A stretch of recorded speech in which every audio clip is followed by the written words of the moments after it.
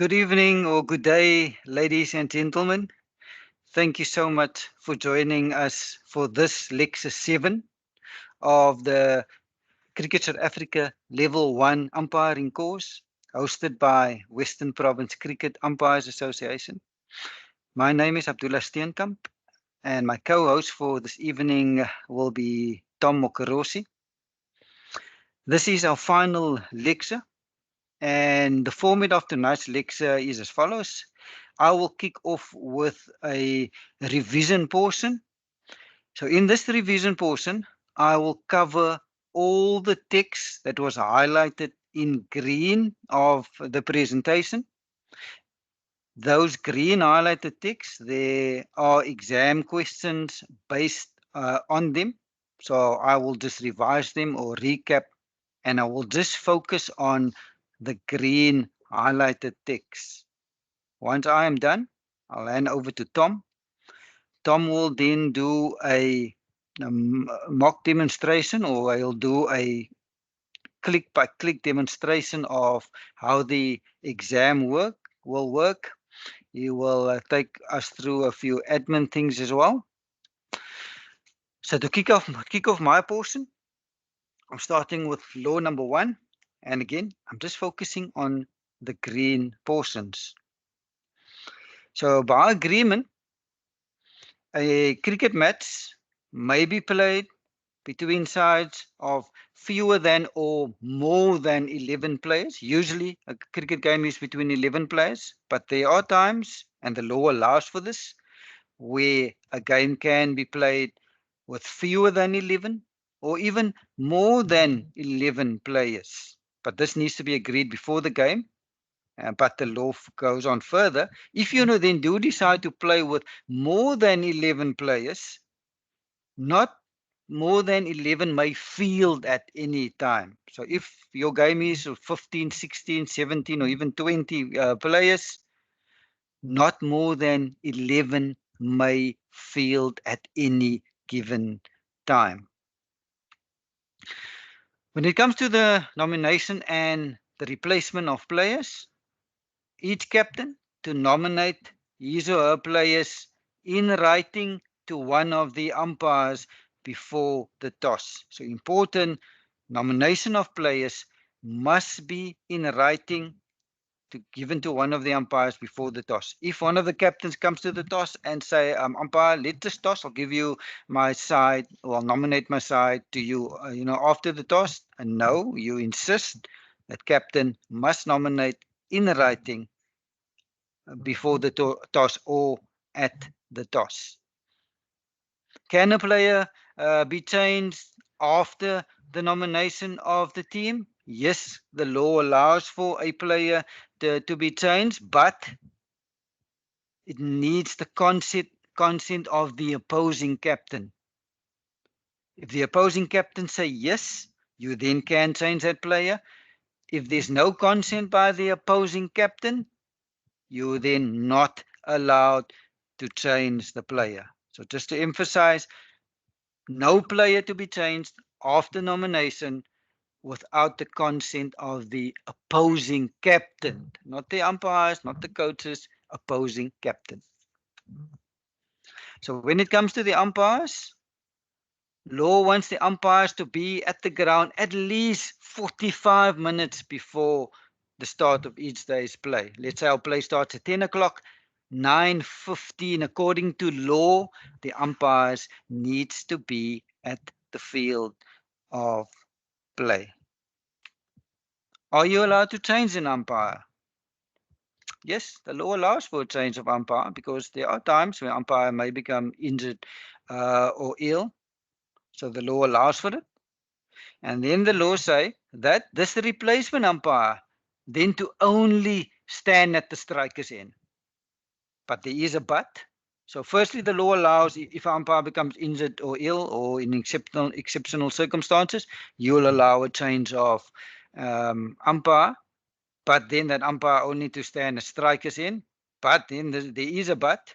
Unless both captains agree that this replacement umpire to take full responsibility as an umpire in this game. If both captains agree, then the replacement umpire can take full responsibility. Who is the judges of fair and unfair play? Excuse me.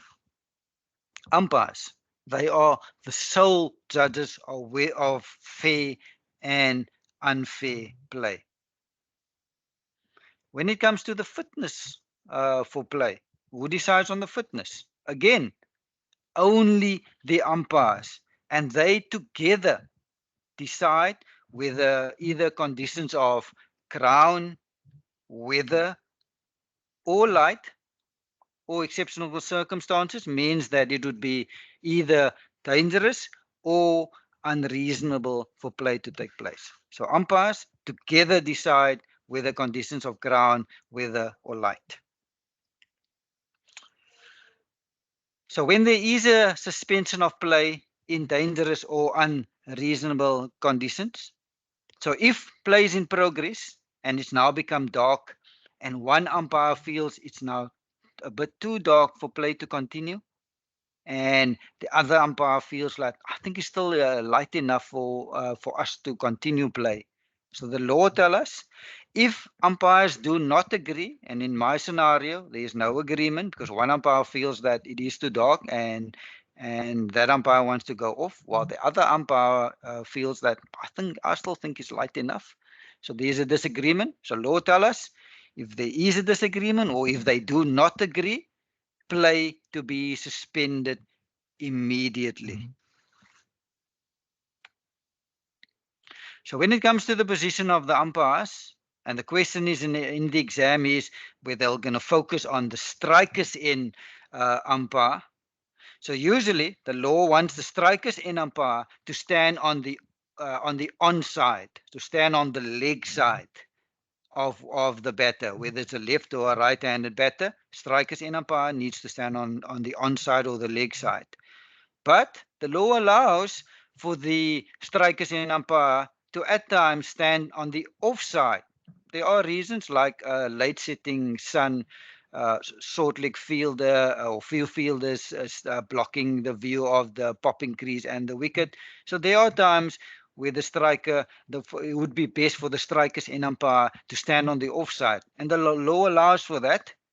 But the law tells us if the strikers in umpire do decide to go stand on the offside, the umpire needs to inform three parties: the captain of the fielding side, the striker, and thirdly, the other umpire. So there are three parties that the strikers in umpire needs to inform if he or she wishes to go stand on the other side or on the offside. Fielding side, captain of fielding side, striker, and then the other umpire. So just be careful in the exam. So the law wants three individuals to be informed. So be careful in the exam. All three these individual needs to be in your answer for that answer to be correct. If it's only one individual is named in your question, make that question incorrect. If you do see three individuals, i.e. captain of the fielding side, striker, and the other umpire, when the striker's end is going to stand on the offside, then that statement is correct. When it comes to the scorers, the appointment of the scorers, what do scorers do? Scorers needs to record all runs that are scored, all wickets that are taken, and the number of overs that are bowled. That is the duty of the scorers. All runs scored, all wickets taken, and the number of overs that are bowled. Again, I'm just focusing on the green highlighted text. When it comes to the ball, especially the new ball, so in a game of more than 1 day's duration, like in our test match, the law allows the captain of the fielding side the option of taking a new ball after 80 overs has been bowled. The option is there.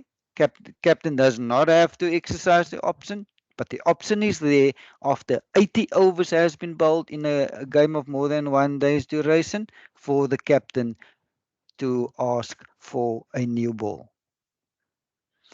When it comes to the bat, the question in the exam is about the length of the bat, and all the law tell us with regards to the overall length of the bat, not to be more than 96.52 centimeters.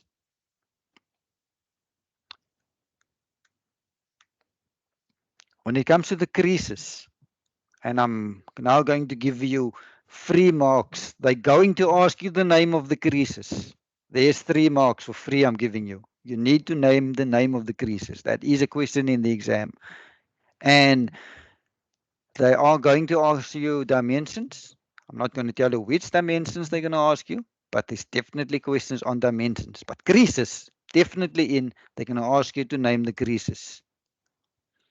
So we start on the right hand side. We'll start with the name of the creases, and then we'll go to the left hand side of the picture where we will cover dimensions. So there are 3 creases. I'll start with the popping crease. That's the first crease. Secondly, there's a bowling crease, and thirdly, there are 2 return creases. You'll see in the pic there's a return crease on top and one at the bottom. So those are the names of the 3 creases. I just gave you 3 free marks in the for your exam. So when it comes to the dimensions, let's start with the popping crease. Okay, let me start actually with the length from the bowling crease until the popping crease. So from the back edge of the bowling crease till the back edge of the popping crease, that length is 1.22 meters. I'll now move on to the length of the return creases. It's 2.44 meters, both of them, and it's a minimum of 2.44 meters. The length of the popping crease is a minimum of 3.66 meters. So for me, all I remember is that 1.22 meters, because from that I can derive the length of the 2 other measurements. So 1.22 meters, if you multiply that by 2, you get 2.44 meters, and that is my minimum length of my return creases. If I multiply 1.22 meters by 3, I get 3.66 meters. And that is my minimum length of my popping crease. So when it comes to memorizing, I just memorize the 1, and I know I can derive my return crease and my popping crease by multiply by 2 and 3 respectively. When it comes to the length of my bowling crease, it's an exact length, not like the return creases. That's a minimum length. It can actually go right up until the boundary, but I mean they don't grounds or curators don't mark it until the boundary. All the law tell us it just needs to be a minimum of 2.44 meters. Similarly with the popping crease, minimum of 3.66 meters. But the bowling crease is an exact length, and it's from the inside of one return crease until the inside of the other return crease, and that exact length is 2.64 meters. Another exam tip: you need to look at the arrows. There's going to be a diagram in your exam. They're going to ask you for measurements. Look at the arrows and look at the tip of the arrows. I'll show you so looking at the length of the bowling crease, you see where the tip of the one arrow is. It ends at the inside edge of the one return crease, and then it goes to the inside edge of the other return crease. So now they're looking for the full length of the bowling crease, which is 2.64 meters. Let's say the tip of the arrow is from the inside edge of the return crease only up until the middle stump. So then they're only looking for half of the measurement of the bowling crease. Similarly for the popping crease. Look at the arrows, look at where those tips are.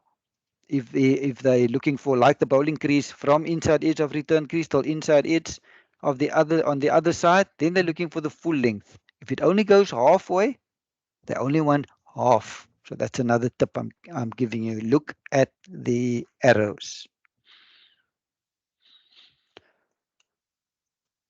When it comes to preparation and maintenance of the playing area, mowing, the law wants the pitch and the outfield to be mown on each day of our test match, on day 2, day 3, day 4, day 5. They want mowing to take place. The exam question is about the timing of the mowing. And when it comes to the mowing of the pitch, to all the law tell us is it needs to be completed not later than 30 minutes before play is about to start. So if in our test match, let's say play starts at 10 o'clock on day 2, mowing needs to be completed by 9:30. Cannot mow at 9:31. Cannot mow the pitch at 9:31. Cannot mow it at 9:32, 9:45, 9:40.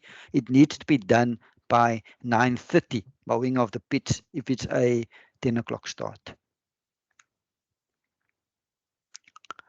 When it comes to rolling of the pitch, in terms of frequency and the duration of the rolling. And this is now rolling of the pitch after the match has started. Before the match, the curator can roll to his or her heart's content, but after the match has started, the law guides us in terms of when rolling can take place and how long rolling to take place. So when it comes to when the rolling can take place, before the start of each innings, other than the first innings of the match, that's the first instance. This is now after the match has now started. So when a side is dismissed, the other side, that's when the rolling will now take place. There will be a 10-minute change of innings. Rolling will then take place then. If there's a change of innings, if there's a side is dismissed, if there's a declaration, if there's forfeiture, whatever happens, let's use if a side is dismissed, fielding side takes the 10th wicket, there'll now be a 10-minute change of innings. Then the now batting captain has the option to roll. That's the first instance. And then the second instance, you allow the rolling before the start of each subsequent day's play. So on day 2, before play starts, let's say our play starts at 10 o'clock on day 2, rolling can take place before the start of day 2. There is a window period from 9:30 till 9:50. Similarly, the start of day 3, before the start of day 3, same for day 4, and the same for day 5. How long can rolling take place? All the law tell us is not more than 7 minutes.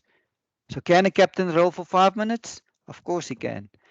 Can a captain roll for 4 minutes? Yes, he or she can. 1 minute? Of course they can. All the law tell us not more than 7 minutes. So this option of rolling is available to the captain of the now batting side.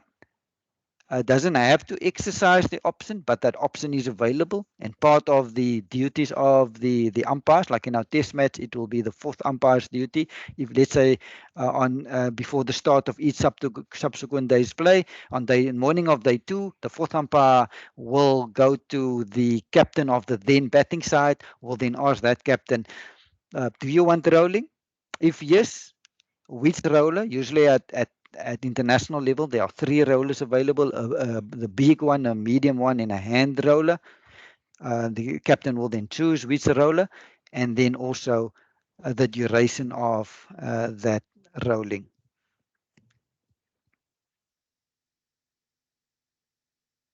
When it comes to intervals,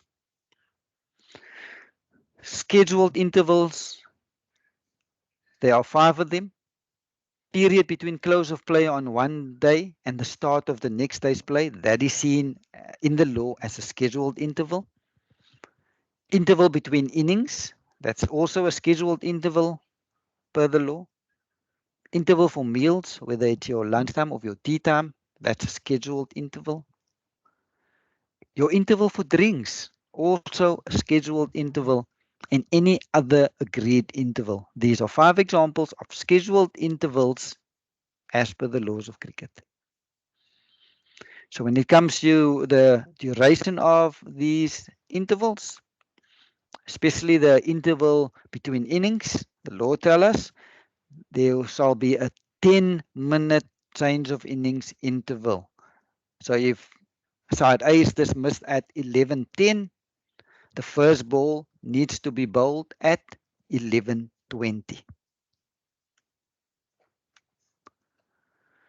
When it comes to the allowance for interval between innings, and this is that time-saving mechanism that the lawmakers brought into the game.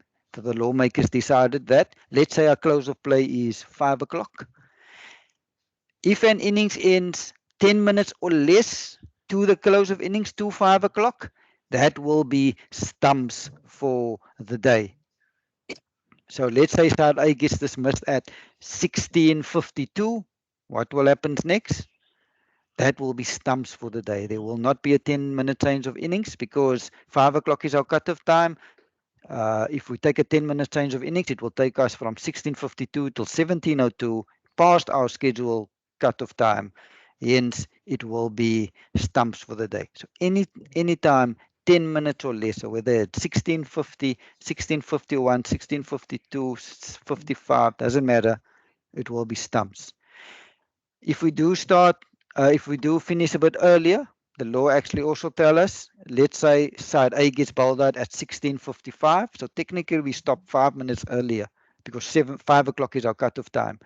But the law tells us we will not start earlier on the following day. Are we agreed to change our time for our tea interval? So in the exam, there'll be a question on changing the time for the tea interval. So law tells us if an innings ends when 30 minutes or less before the agreed time for tea happens, you shall take the tea interval immediately. I'll just use an example to illustrate this. Let's say tea time is at 3 o'clock. At 14:35, side A gets dismissed.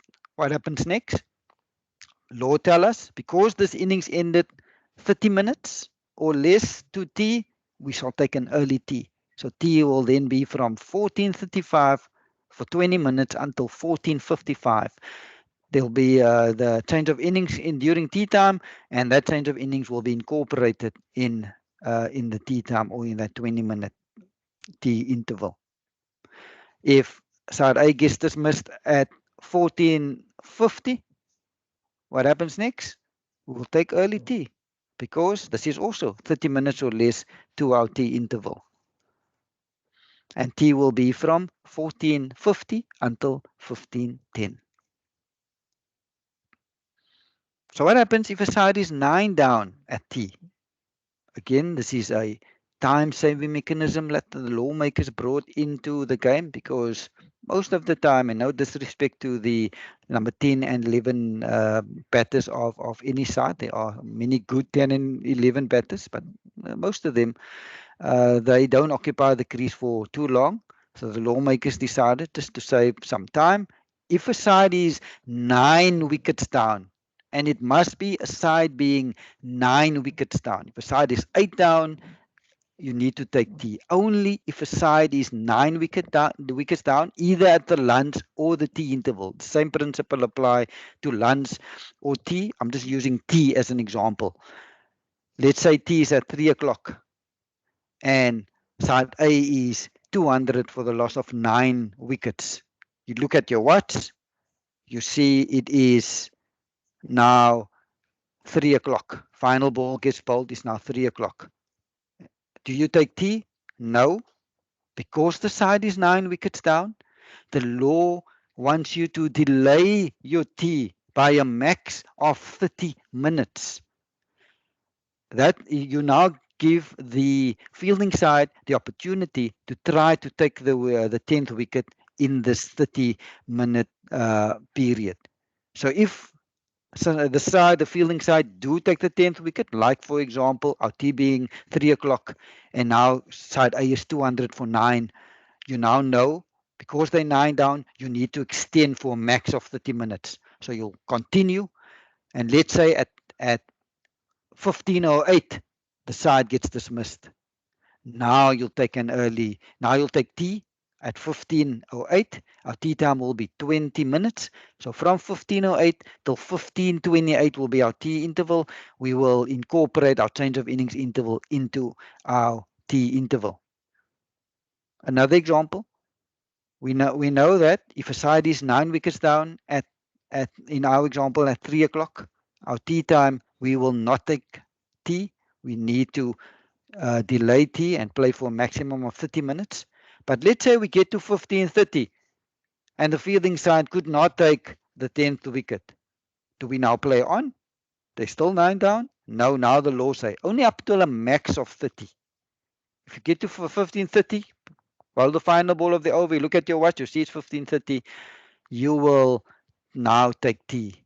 Tea will now be from 15:30 till 15:20 till 15:50. When it comes to the interval for drinks, all the law tell us, they don't tell us exactly how long your drinks interval should be. All they tell you is your drinks interval not to be longer than 5 minutes.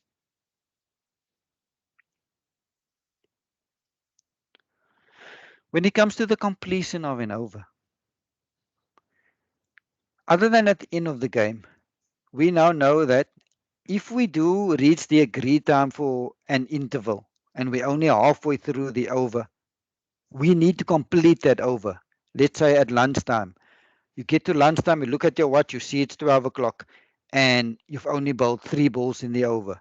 It's now 12 o'clock. Do you not take lunch? No, the law tells us no, you will not take lunch. You first complete that over that you're busy with. So we've only bowled 3 balls in that over. So we will complete that over, complete the 3 balls, and let's say we end at 12:02. That's now the end of our over. We will now then take lunch. Lunch will then be 40 minutes from 12:02 till 12:42. First ball after lunch needs to be bowled at 12:42.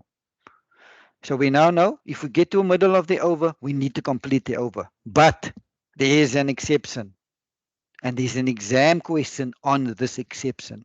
And what is this exception? This exception is when less than 3 minutes remains before you agree time for your interval, a wicket falls, or a batter is dismissed, or a batter retires, or players have occasion to leave the field, you will then take your, let's say, your lunch or your tea interval. But it must be less than 3 minutes remaining. I'll use an example to illustrate what point 2 is trying to tell us. So our lunchtime is at 12 o'clock. At 11:58, a batter gets dismissed.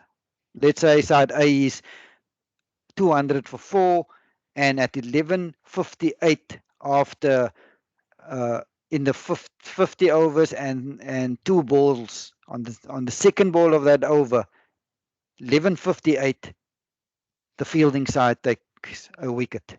What happens next? So now we know our lunch is at 12 o'clock. We know this wicket now falls at 11:58. We just read in point, or I just covered point number 1 saying, but you need to complete the over. The wicket fell on the second ball of that particular over. Can we take lunch? But there's still 2 minutes left for lunch. But this is where this but is. And again, it's a time-saving mechanism. The lawmakers now tell us if there's less than 3 minutes and a batter is dismissed, like in our example, we will take an early lunch. Lunch will be from 11:58 up until 12:38, 40-minute lunch. But it must be less than 3 minutes. If a wicket falls at 11:56, what happens next? Can you take an early lunch? No, you cannot, because this is not less than 3 minutes. So what you'll do is It's 11:56. It's 4 minutes to go to lunch. You will allow the next batter to come in. So in our example, when the wicket fell at 11:58, it was the second ball of the over that the wicket was taken. So there are still 4 balls left in the over. When we return after lunch at 12:38, we will first complete that 4 balls. And then we'll call over and start a new over. When it comes to the innings, there is a question in the exam about the toss. So when it comes to the toss, the law tells us who needs to be present. Both captains needs to be there. And at least one umpire. So both captains, one umpire. So now we know who needs to be present. Where does the toss take place? Law tells us anywhere on the field of play. Anywhere on the field. That's according to law, but we know tradition. Toss take place right next to the match pitch. But law tells us anywhere on the field of play. So now we know who needs to be there. We know where. What are the timings then for the toss? There's a window period that the toss needs to take place, and there's a 15-minute window period. 15. If it's a 10 o'clock start, the window period for the toss to take place is 9:30 to 9:45. So anytime between 9:30 and 9:45, the toss to take place. That's the window period. Toss cannot happen before 9:30. Cannot be tossing at 9:25. Even the captains tell you, umpire, we both here, let's just toss, let's get it over and done with.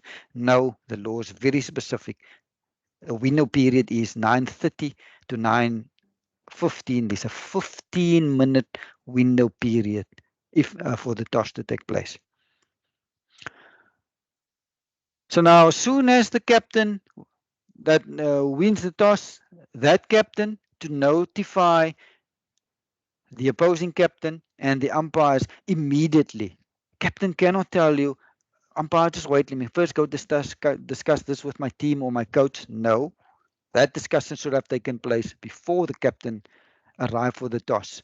So as soon as the toss is completed, captain winning the toss needs to notify immediately. So when it comes to the follow-on, in a test match or a match of 5 days or more, and our test match spans over 5 days, there is this option in the law that when a side bats first and that side leads on the first innings by at least 200 runs, that side has the option of asking the other side to follow on. So in test match cricket, which spans over 5 days, that lead needs to be 200 runs, or at least 200 runs.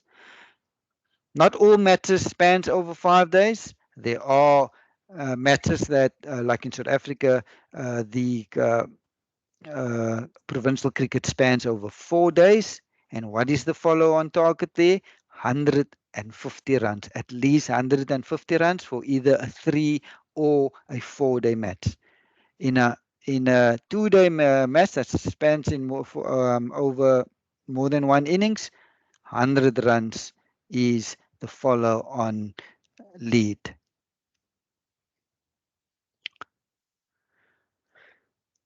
Again, when it comes to notifying the opposing captain, notifying the opposition whether you want to enforce the follow-on, again, it's an option available to the captain if the lead is at least 200 runs in a 5-day test match.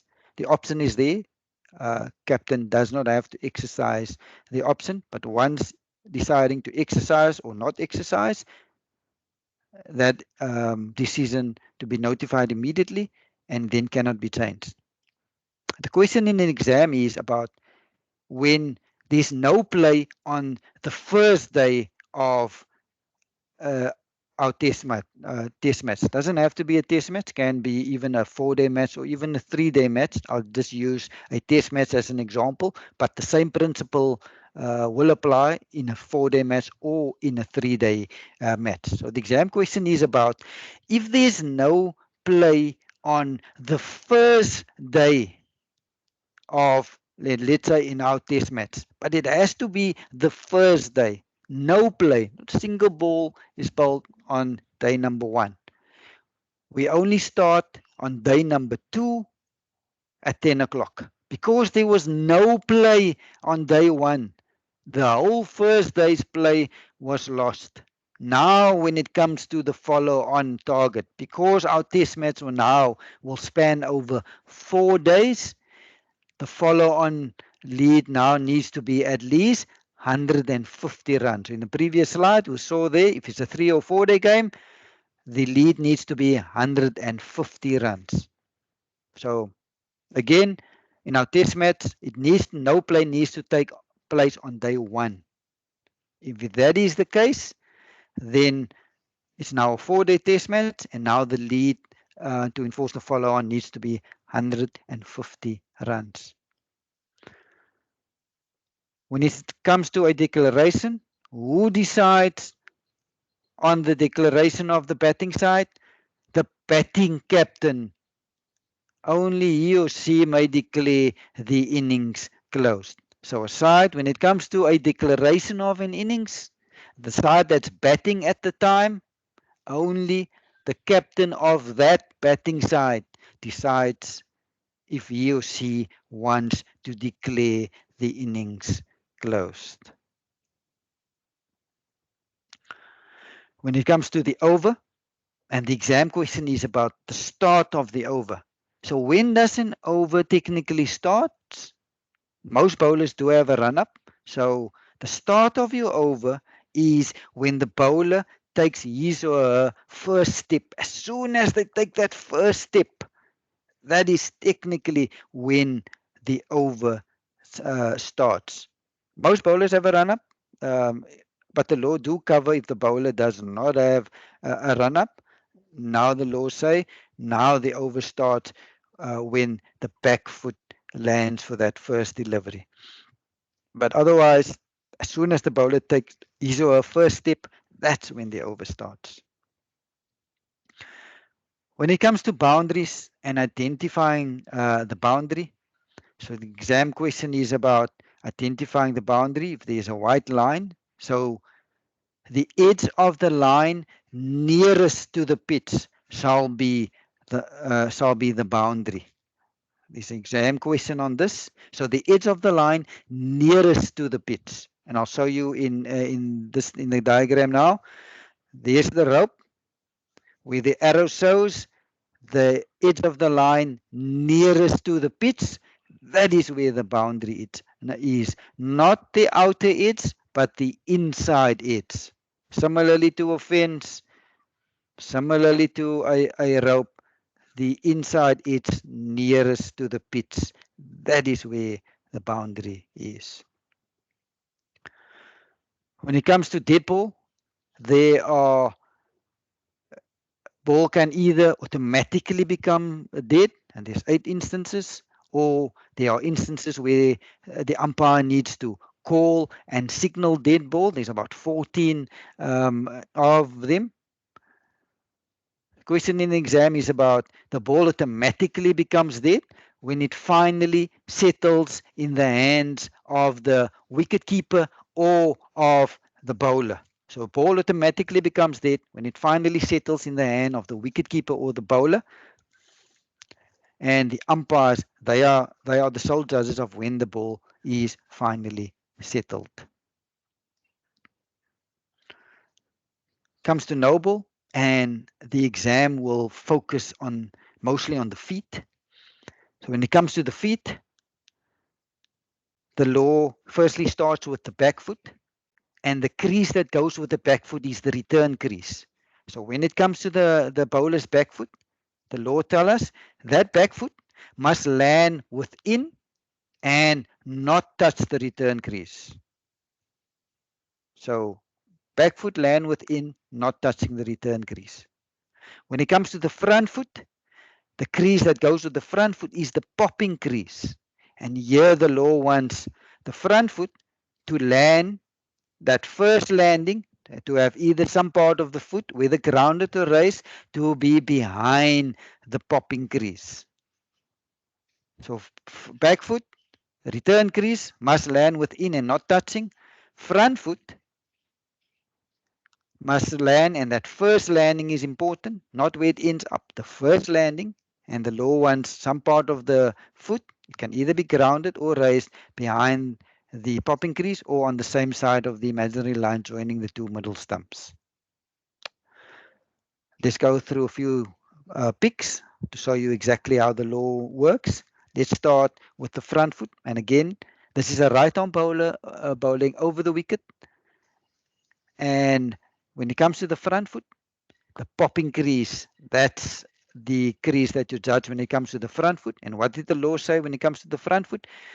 Is there part of the front foot with a grounded or raised on first landing behind the popping crease? Yes, almost the whole foot is behind the popping crease, so we're happy with the front foot. Now the back foot. The back foot must land within and not touch the return crease. In this instance, the back foot is touching the return crease, hence this is a no ball. Front foot, is there any part of the front foot with a grounded or raised behind the back edge of the popping crease? Yes, the front foot is behind the popping crease, so we're happy with the front foot.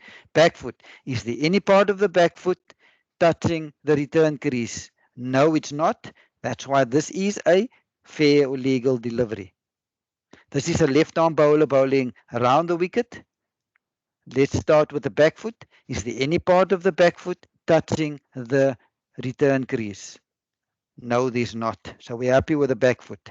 When it comes to the front foot, which crease goes with the front foot? The popping crease. So the only question you ask when it comes to the front foot, is there any part of the front foot with a grounded or raised behind the back edge of the popping crease? Yes, there's a big part of the front foot behind the popping crease. That's why this is a fair delivery. Let's start with the front foot. Again, this is a left arm bowler bowling around the wicket. Any part of the front foot with a grounded or raised behind the back edge of the popping crease? Yes, there's a big part of the front foot behind the popping crease, so we're happy with the front foot. Let's look at the back foot. Any part of the back foot touching the return crease? Yes, the back foot is touching the return crease. That's why this is a no ball. Back foot touching the return crease? No. Any part of the front foot with a grounded or raised behind the back edge of the popping crease? Yes, you can see there is a portion of the back edge of the foot behind the back edge of the popping crease. That's why this is a fair delivery. Back foot, any part of the back foot touching the return crease? No, so we're happy with the back foot. Any part of the front foot whether grounded or raised behind the back edge of the popping crease? There's no part of the front foot behind the back edge of the popping crease. That's why this is a no ball. And again, I want to emphasize, we need to look upon first landing of the front foot, not where it ends up, the first landing. If this is the first landing and the heel lands when there's nothing behind the back edge of the popping crease, that's why this is a no ball. Let's look at the back foot. Happy with the back foot because he's not touching the return crease. Front foot, is there any part of the front foot where the grounded or raised behind the back edge of the popping crease? No, the whole foot is over the popping crease. That's why this is a no ball. Again, I want to emphasize this, and let's assume this is first landing. You often find bowlers where that front foot slides. So they'll slide behind and they'll land behind the popping crease upon first landing. And then the foot slides and let's say it ends up where it is in this picture. In that case, it will not be a no ball because upon first landing, there was a part of the foot behind the back edge of the popping crease. Even though it ended up here, but we don't judge where it ends up. We need to judge the first landing. Back foot is no part of the back foot touching the return crease. Any part of the front foot with a grounded or raised behind the back edge of the popping crease? Yes. So that's why this is a fair delivery. Back foot, we're happy and not touching the return crease. Any part of the back foot with a grounded or raised behind the back edge of the popping crease? No. That's why this is a no ball. Other instances of no ball. So what happens if a ball bouncing more than once. Umpire to call and signal no ball if a ball bounces more than once or it rolls along the ground before reaching the popping crease. There is an exam question on this, and the emphasis here is it needs to bounce more than once. So if it bounces more than once before reaching the popping crease, either umpire to call and signal no ball, although the striker's in umpire is in the best position to make this call because he or she has a side on view. When it comes to the wide ball, the calling and signaling of wide, umpire only to call wide as soon as the ball passes the striker's wicket. Don't call too early. I had egg on my face quite a few times. Ball looked wide, called it, and the batter played a late cut shot to the third man boundary for four. So here I'm standing, my arms abreast, arms out wide, signaling wide, and calling it, but the ball went off the middle of the bat to the third man boundary. So don't be in a hurry. Wait till it passes the striker's wicket before calling it. Okay, but technically, even though when you call it and signal it, you need to wait till it passes the striker's wicket. But technically, the law considers it to have been wide from the instant that the bowler enters his or her delivery stride. That is when the law technically sees the ball already being wide. So ball will be technically wide from the instant the bowler enters his or her delivery stride, i.e. when that back foot lands. That is the moment the ball is technically wide, even though you cannot call it until it passes the striker's wicket. When it comes to being dismissed of a wide, and there is an exam question on this, and there are 4 ways that you can be dismissed of a wide, and these are the only 4 ways. If the umpire calls wide, you can only be dismissed if it's hit wicket. Secondly, obstructing the field. Thirdly, run out. And lastly, stumped.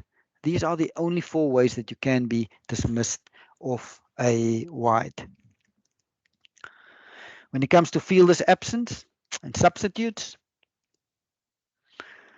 the umpire to allow substitute fielder. So if they are satisfied, if the umpires are satisfied that the fielder has become injured or ill and this injury or illness occurred during this particular match. That's the criteria that the umpires needs to use when allowing a substitute fielder. Did this fielder become injured or ill and this injury or illness happened or occurred during this match? If that is the case, they shall allow a substitute fielder. Also for wholly acceptable reasons, they shall also allow a substitute fielder. When it comes to a fielder being absent or leaving the field of play, the exam question is about point number 3, and point number 3 is about the penalty time. We know the law. Once if a player wants to leave the field of play, that injured player needs to inform the umpire. The umpire then needs to write the injured fielder's name, needs to write the reason why the injured fielder is then going off, and needs to write down the time. Because why is especially the time important? Because that fielder, when he or she comes back, shall not be permitted to bowl until he or she has been back on the field of play for the same amount of time that the injured fielder was off. And this is the definition of penalty time. And there is a max. The max penalty time is 90 minutes. So if Cindy leaves the field at 10:30 and returns at 10:50, when can Cindy bowl again? Cindy can bowl again at 11:10. Why 11:10? Cindy was off for 20 minutes, so Cindy needs to be on the field of play for 20 minutes before she can bowl again. But this is only a max of 90. If Cindy was off for 4 hours and Cindy comes back, see, let's say Cindy leaves at 10:30 and Cindy only comes back at 4:30, that's Cindy's been off for very long. the law just say max of 90. So if Sydney returns at 4:30, when can Sydney bowl again? 90 minutes is the max. Sydney can bowl again at 6 o'clock. Penalty time doesn't disappear. Balance gets carried forward, whether it's the next day, whether it's the next innings, it does not disappear. Also, sometimes you'll find players leaving the field more than one occasion. You will add up all those penalty time that player is not on the field of play. So any unserved penalty time will get added. You just add it up all together, and you will every time inform that player the amount of penalty time that he or she still owes. Scheduled intervals does not get added to your penalty time, or nor does it count as penalty time served.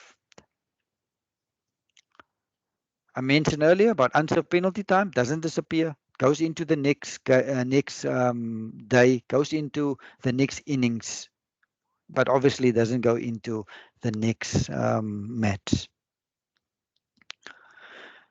When it comes to appeals and the timing of the appeals, so there's a window period for when that appeal is still valid. So that window period closes as soon as the bowler begins his or her run-up for the next ball. So up until the next ball, that window period is open. Soon as the bowler takes his or her first step, then that window period closes, but that window period stays open up until the bowler begins his or her run-up and before time has been called.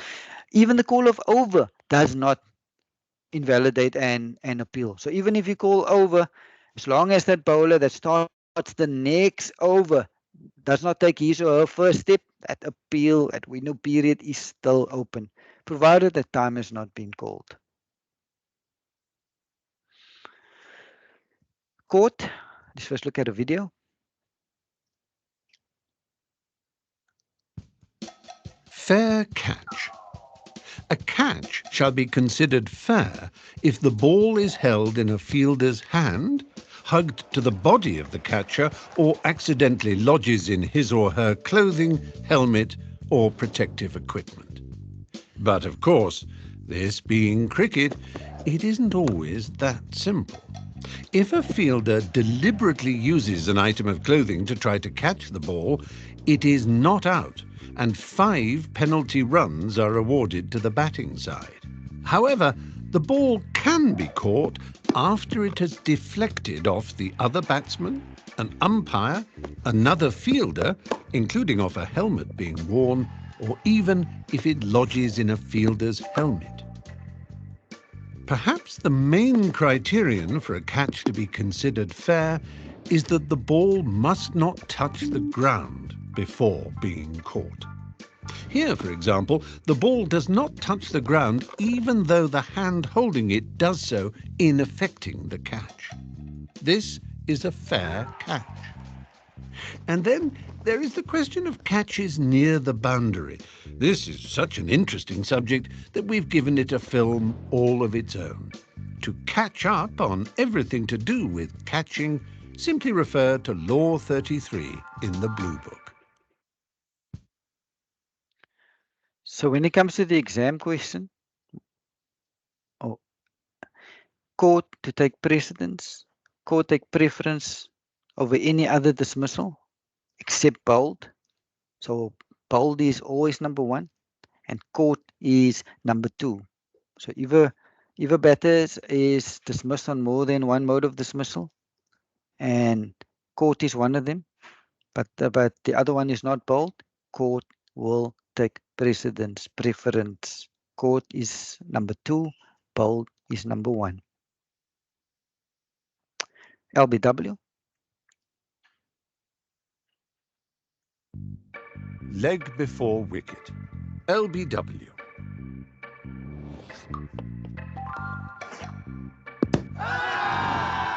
LBW is a little like the offside rule in football. Many people claim to know it, but how many people really do? Our handy checklist means that whether you find yourself umpiring an international test match or the kids on the beach, your reputation for fairness will remain intact. There are 5 basic criteria to consider.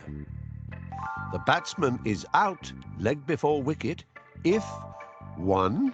The bowler bowls a ball that isn't a no ball, unlike this poor fellow. 2.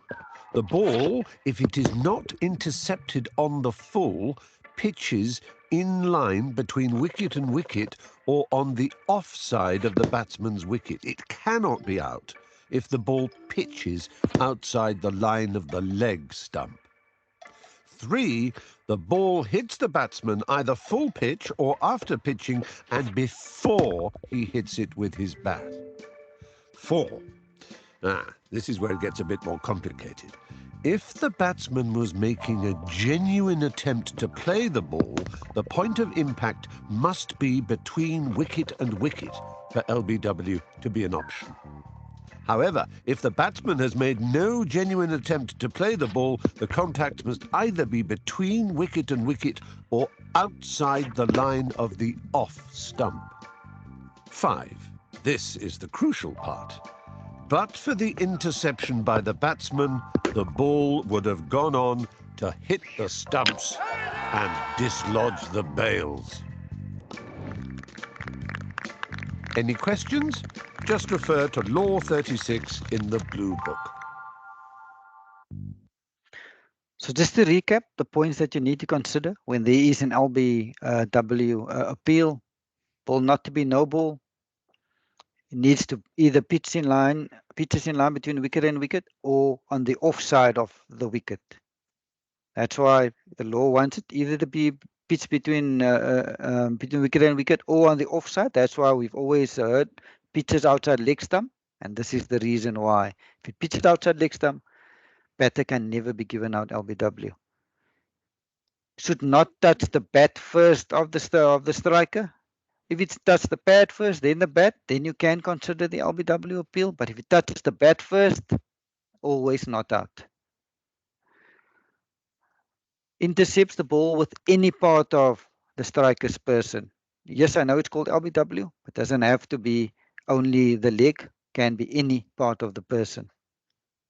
The law also wants the impact to be between wicket and wicket for you to consider the appeal. There's a but when it comes to impact. So the impact always needs to be between wicket and wicket. But the one but is unless the striker has made no genuine attempt to play the ball with his or her bat, then you can consider the impact to be either between wicket and wicket or on the offside of the wicket. If there's a shot or the striker played at the ball, that impact must be between wicket and wicket. The only time where you can consider on the offside of the wicket is if there's no genuine attempt to play at the ball by the striker. And lastly, in your opinion, the ball would have gone on to hit the wicket. So these are the points that you consider as per law. There are lots of other factors that you do take into account: where the batter is standing, is the bowler bowling close to the wicket, wide of the wicket, bounces, other factors that you also take into account. But these are, as per the law, the points that you consider when there's an LB appeal. Okay, so let's go through those points. When there's an appeal, you can, in a millisecond, your brain, tick all these, like this checklist. So it happens milliseconds, but I mean, let's just go through them. Where did it pitch? Pitch outside leg stump. That's why this can never be out. Pitch outside leg stump of this right-handed batter. So let's go through it. And let's assume it's not a no ball and the ball didn't touch the bat in any of these pictures. So where did it pitch? Did it pitch between wicket and wicket or on the offside of the wicket? Yes, it pitched between wicket and wicket, so we're happy with where it pitched. The impact. Was the impact between wicket and wicket or on the was the impact between wicket and wicket, seeing that this batter played a shot? Yes, the impact was between wicket and wicket. So now your final question, would this have gone on to hit the stumps? If your answer to that last question is yes, you can give the batter out LBW. If your answer to the question is no, not out LBW. Where did it pitch? Did it pitch between wicket and wicket or on the offside? It pitched on the offside, so we're happy with the way it pitched. Impact. Was the impact between wicket and wicket? No, in this scenario, the impact was not between wicket and the batters playing a shot. So because the impact was not between wicket and wicket, this will be not out. Impact outside off, or you can say impact outside the line. The law wants the impact, if the batter is playing a shot, to be between wicket and wicket. And this one is where that but comes in. Let's first look at where it pitched. Did it pitch between wicket and wicket or on the offside? Yes, in this instance, it pitched on the offside. Next, impact. Was the impact between wicket and wicket? No, the impact was not between wicket and wicket. But in this scenario, why can you consider this LBW appeal? You can consider it because batter did not attempt to play at the ball. That's why you can consider this LBW appeal. If the batter played a shot, this would have been not out because impact outside off, like in the previous pick. So because the impact is outside off and because there's not a shot off it, you can consider it. But then you still need to ask yourself that last question. In your opinion, would this have gone on to hit the stumps? If your answer to that question is yes, give the batter out LBW. If the answer to the question is no, not out LBW. Where did it pitch? Did it pitch between wicket and wicket or on the offside? It pitched between wicket and wicket. So we're happy with where it pitched. The impact. Is the impact between wicket and wicket? Yes, the impact is between wicket and wicket. Would this have gone on to hit the stumps? That's the question that you need to ask yourself. If your answer is yes, give the batter out LBW. If the answer is you don't think it's going to hit the wicket, not out LBW.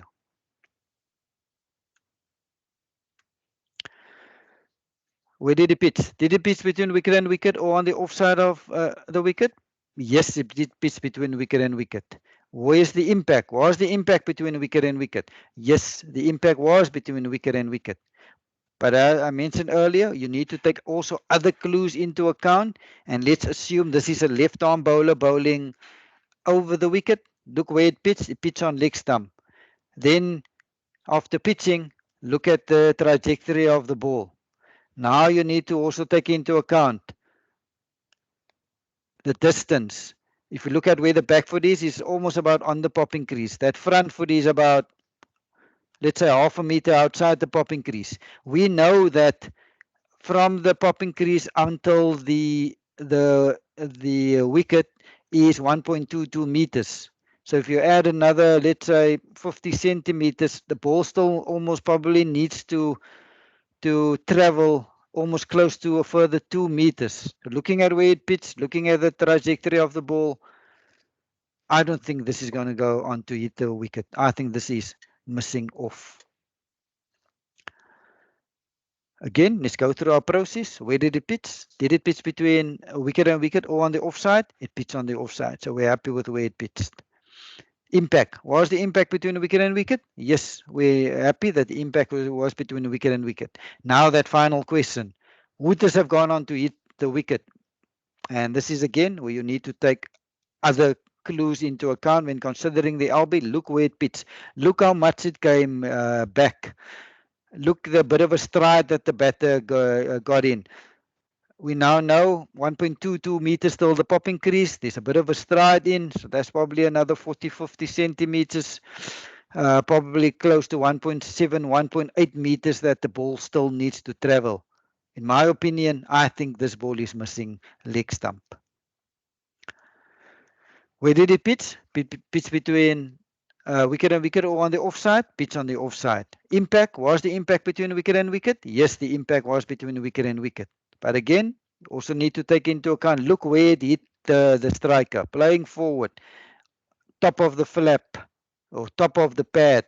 Still got quite a bit of travelling distance to do till the wicket. So I think this is going over the top. Second last law that I'm covering for this evening before I hand over to Tom. Let's look at a video. Stumped. All batsmen fear being stumped, and all wicket-keepers dream of stumping batsmen. So let's be clear about the law. The only player who can stump a batsman is this fellow, the wicket-keeper. A stumping can take place provided that the ball is not a no ball. You can be stumped off a wide, however. Here, for example, the batsman has moved out of his or her ground to play the ball, but has missed it and has not attempted a run. The wicket is fairly put down by the wicket-keeper without the intervention of another fielder. When all these conditions are met, the batsman will find that he or she has indeed been stumped. It's also okay for the ball to rebound onto the stumps off any part of the wicket-keeper, including his or her protective equipment or helmet. If it is a no ball, the batsman will not be out-stumped and is also protected from being run out as long as he or she is not attempting a run. Don't be stumped about stumping. Get a copy of the Blue Book and study Law 39. The last law that I'm covering tonight, Law 40, is the timeout law. And the law wants at the fall of a wicket or the retirement of the batter, the incoming batter needs to be ready to receive the ball, or the other batter needs to be ready within 3 minutes of the dismissal or the retirement. And if this is not met and if there is an appeal, the incoming batter will be timed out. Tom, thank you so much. That is my portion for this evening. I'm now handing over to you. Thank you so much, Abdullah. Good evening to you and good evening to all the candidates that have tuned in today for our final lecture. I'm going to be taking the candidates through our next steps for the course. And this is what it looks like. We are currently, today being the 6th of May, busy with our revision lecture. And thank you very much to Abdullah for an excellent job going through the slides, which have green text in them, and the videos that are also examined in the Cricket South Africa Level 1 exam. After this short explanation, I will be taking you through a click-by-click demonstration of the online exam, how to register, log in, and start answering the questions in the Cricket South Africa online Level 1 exam. So what happens from here on in? As you all know, the lectures have been free, but there are exam fees payable if you wish to take part in Cricket South Africa's online Level 1 exam. It is $30 for anyone outside of South Africa and 300 rands for all candidates in South Africa. And on the next slide, I will show you the payment details for you to effect payment for the exam. The closing date for payments for the exam is Sunday, the 12th of May at 1800 hours South African time.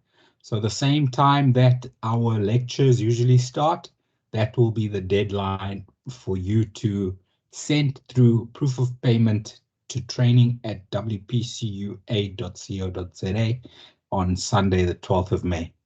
Of course, you can send through your proof of payment anytime between now and Sunday, the 12th of May. And thank you to, I think, 13 of you who have already made payment. And I expect a lot more to be making payment this week. And what I will do, I will be every night, not tonight, but starting tomorrow night, I will be putting up the list of email addresses that have been paid for. Okay, Very important, when you send your proof of payment to training@wpcua.co.za, please get your bank to send the proof of payment to your email address, and from your email address, forward it to training@wpcua.co.za, because sometimes I receive proofs of payments directly from banks, and it has the reference level 1 Joe Soap, and I don't have an email address joesoap@gmail.com. So I don't know whose email address I need to send the exam link email to. So please, I need email addresses when you send your proof of payment. And ideally send that proof of payment from the email address that you want the exam link email to be sent to. You may pay for more than one exam candidate. When you do that, and when you forward the proof of payment to training@wpcua.co.za, please note in that email which email addresses you are paying for. Okay. So once I've got the list of email addresses that are going to be sent the exam link email on Monday, the 13th of May, exactly 7 days from today, at 9 a.m. South African time, I'm going to send the exam link email, and you're going to see what an exam link email looks like shortly when I do the online exam demonstration. I'm only going to send it to those email addresses that have sent me proofs of payment. And when I send that exam link email at 9 a.m. next week, Monday, the 13th of May, it will start the exam window period for all of those email addresses. The exam window period is exactly 10 days, so it will start Monday, the 13th of May at 9 a.m. and it will close on Thursday, the 23rd of May at 8:59 a.m. There are 69 true or false and multiple choice questions in the Cricket South Africa Level 1 online exam. So you don't have to memorize, and you're not going to write long worded answers. You're going to be choosing answers. You have up to 5 attempts to achieve the pass mark of 80%. Out of 69 questions, you need to score a minimum of 56 questions correct. If you get 55 questions correct, unfortunately, that is 79.7%, and the website does not round up to 80%, so that is not a pass. I've had a few people over the years get 79.7% and beg for a pass, but unfortunately, I can't do anything. That's just how the system has been designed. What I do suggest is, if you do not pass on your first attempt, that's fine. Don't rush straight back into your second attempt, because your brain will be frazzled, and you'll probably want to change answers to questions that you got right. So take a break, and then the next day you can go through the presentation that Abdullah has just been through. That is a summarized version of the full presentation, and that's useful to use during the exam. The exam is open book, so you are welcome to have on one device the presentation to be able to flick through that, and then your other device you will be using to answer the exam questions. Just note that you do have a maximum of 90 minutes to complete the exam from the time you start until the time you submit your final answer. So although you are allowed to use whatever resources you have, whether it's your law book, whether it's the presentation, you do need to complete those answers within 90 minutes. and 69 questions in 90 minutes is about 1 minute and 20 seconds per question. So you need to keep that in mind when you're answering your questions. On the website, your results after you submit your last answer will be displayed immediately. And if you've passed, having achieved 80% or more, your certificate will be emailed not to you yet, but it will be emailed to me at training@wpcua.co.za. I will, as soon as I can, forward you that certificate. Okay. If you are in a different time zone to me, and when you pass your exam, it is 2 a.m. South African time, I can guarantee you, you won't be forwarded your certificate at 5 minutes past 2 a.m. South African time. I will forward it to you as soon as I can when I'm next online, and I commit to sending all certificates to exam passers within 24 hours of you passing. I got a question earlier today from a candidate. How do they join an umpires association and start umpiring? What we will do is we will give you the details of how to join the umpires association closest to you. And those details will be shared on Friday, the 24th of May, after the exam window period has closed. What's important, however, is if you pass your exam, say on Wednesday, the 15th of May, so 2 days into the exam window period, and you live in Mumbai, India, and if you want to join the association in Mumbai to start umpiring in your state, then you need to tell me that you are from Mumbai and you would like the contact details of the person to join Mumbai State Umpires Association. In the time before the exam window period closes, we will make sure that we have all the contact details of all the umpires associations that people have requested. So when I send you your certificate, I will ask, do you want to start umpiring? And if you do, where in the world are you? And please don't just say that you are in India. You need to be specific which state and which city, which province and which town you are located. If you are located in South Africa, saying that you are in Gauteng, for example, is too vague, because Gauteng has got 3 umpires associations in the province of Gauteng. It's got the Lions Central Gauteng Umpires Union, which is based in Johannesburg. It's got Northern's Titans Umpires Association, which is based in Pretoria, and it's got Eastern's Umpires Association, which is based in Benoni. So please be specific as possible as to where you are based so that we can get you the correct contact details for the association closest to you.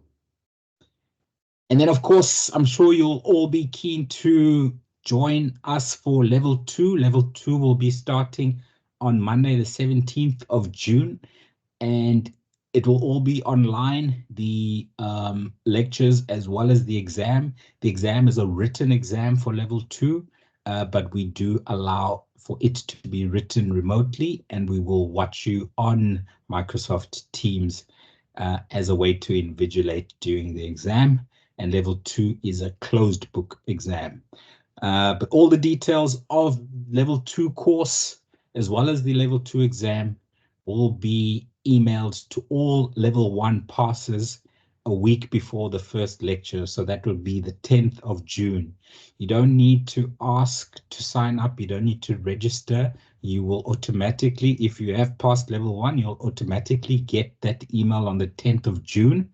And then if you are not interested, then you can just reply to that email saying, Tom, I'm not interested in level 2 this year. please remove me from the mailing list, and then I can bother you again next year when level 2 comes around in 2025. Okay, so those are the logistics. Just the last slide before we go into the click-by-click demonstration of the exam is the payment details. The payment details are on every email that I've been sending you so far with course material and links to lecture recordings. Towards the bottom of this email is the payment method for candidates in South Africa is through Standard Bank, and the payment method for candidates outside of South Africa is via PayPal. If you do not have a PayPal account, please ask somebody who does have a PayPal account to pay on your behalf, and you can pay them the $30. Or if you don't have a PayPal account and you don't know anyone who has a PayPal account, then I can give you a bank account that you can make international wire transfers into. That is a last resort. Let us please try and use PayPal as far as possible.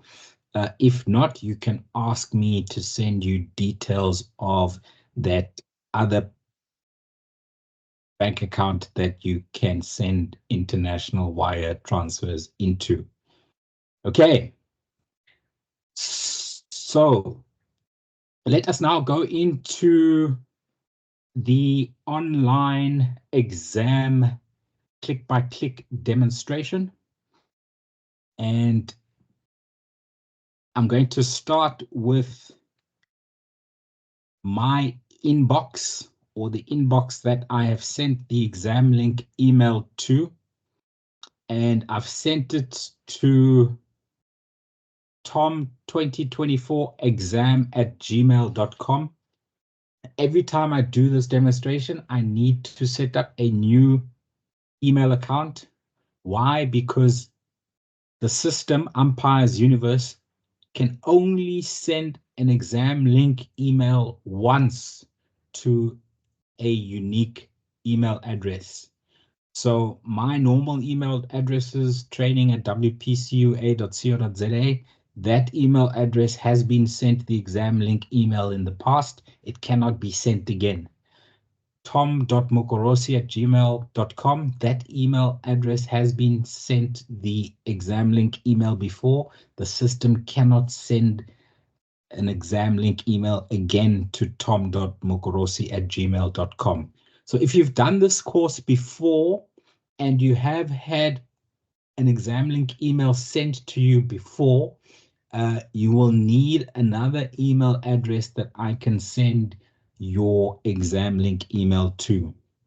So please keep that in mind. And also, if you are a father and a son doing the course together and you both want to write the exam or attempt the exam, you need unique email addresses.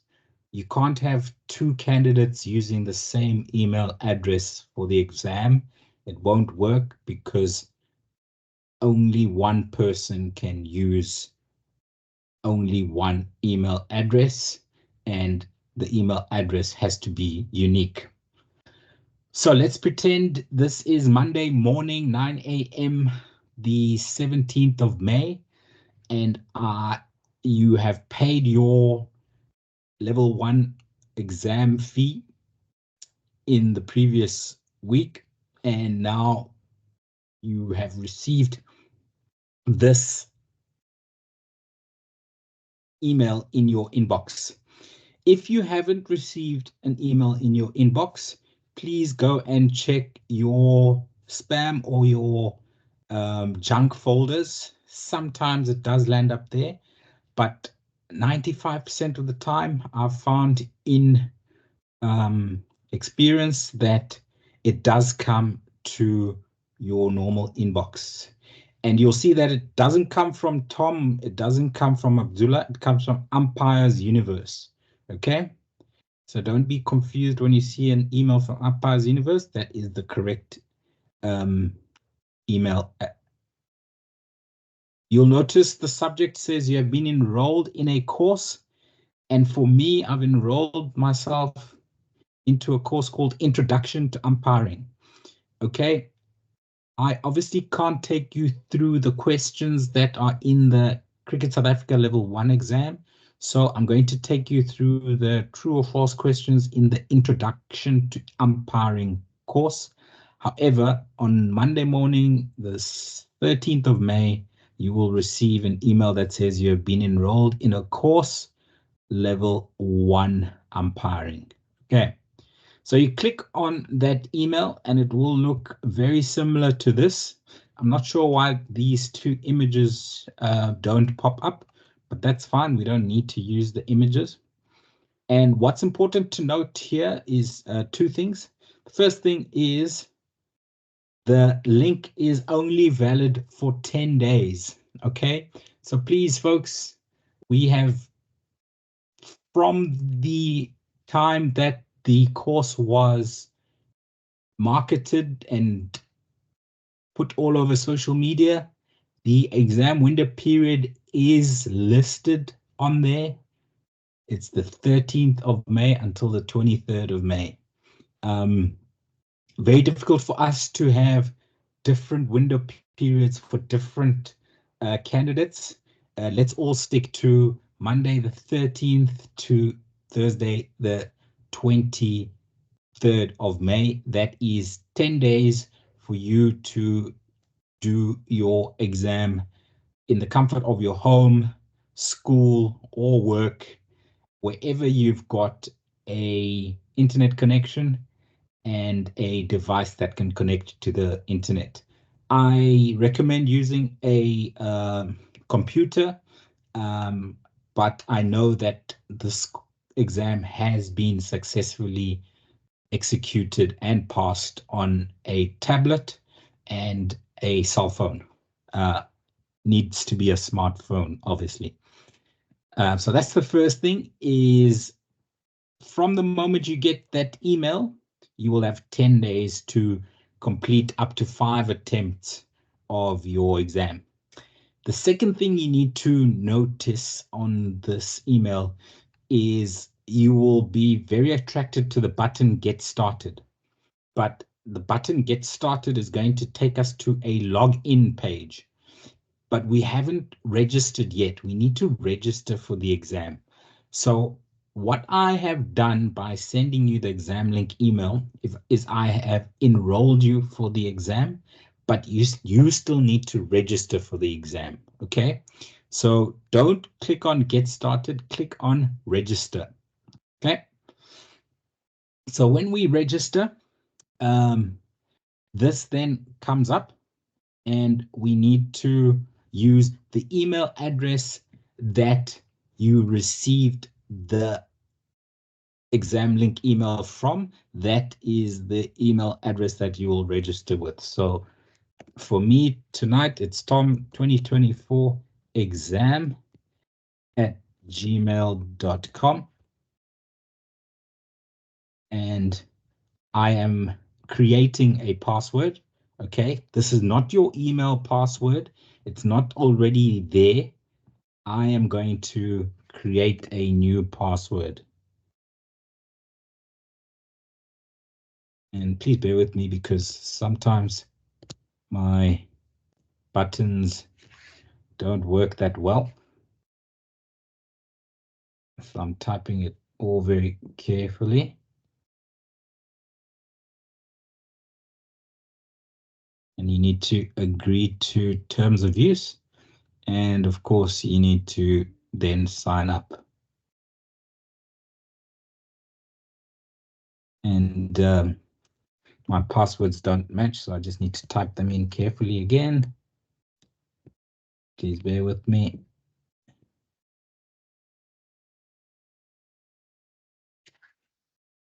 This is again slowly.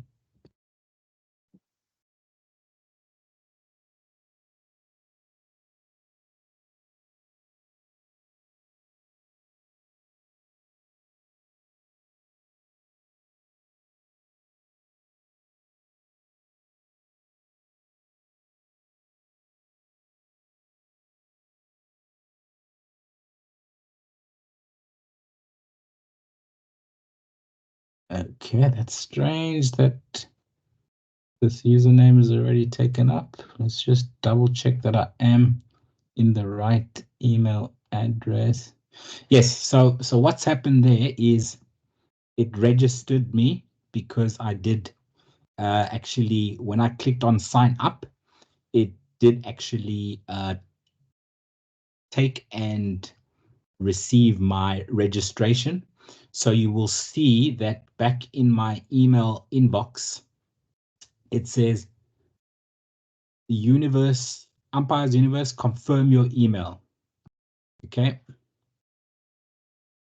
So we need to, this new email has come in very quickly, and we need to now confirm our account. Now it says account verified, and now we can log into our account. Okay. So my account is Tom 2024 exam at gmail.com. And my password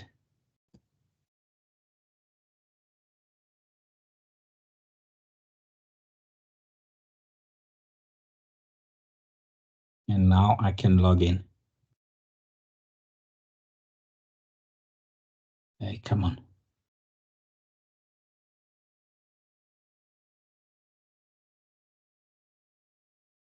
Let's try this again.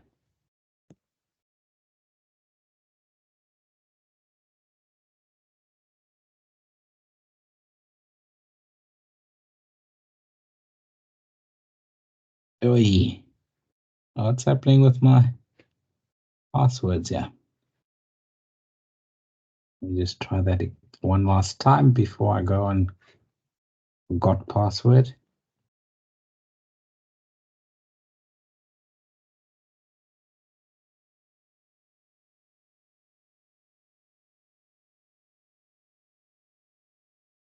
There we go. I've finally got in, and I will save that password for future reference.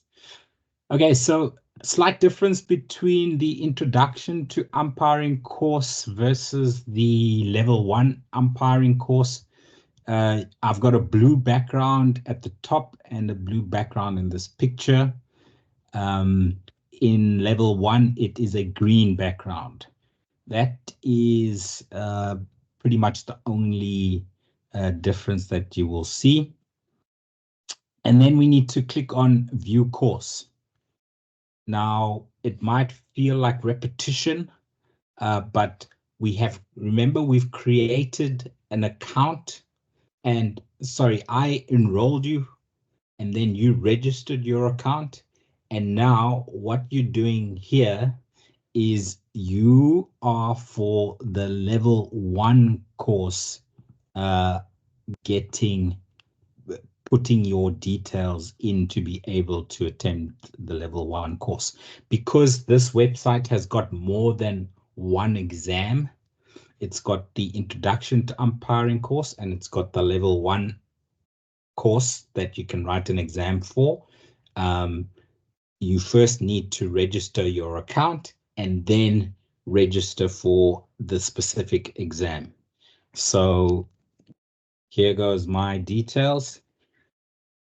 Date of birth, we really need your correct date of birth on here, please.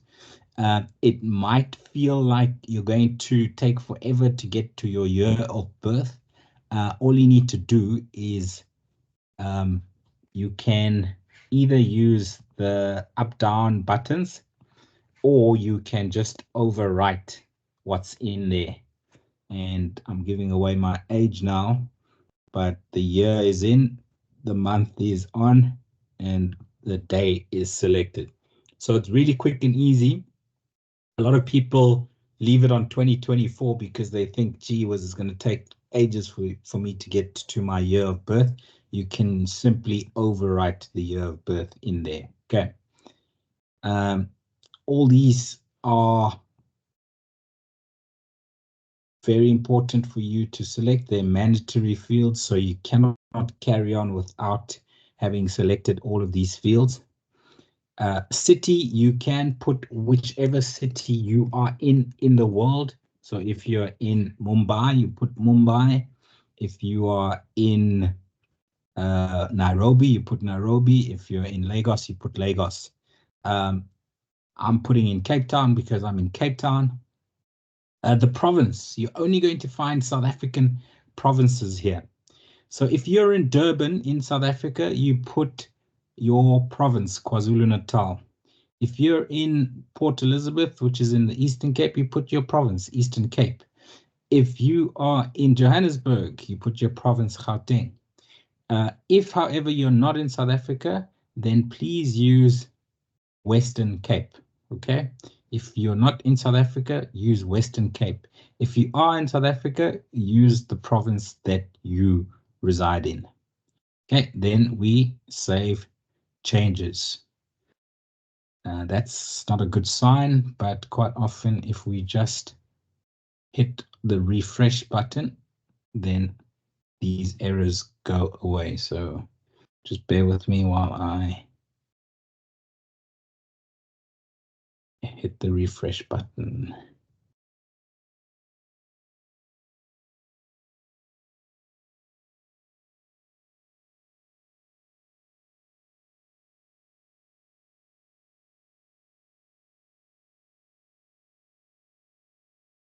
Yeah, that's not working. I'm going to hit the back button.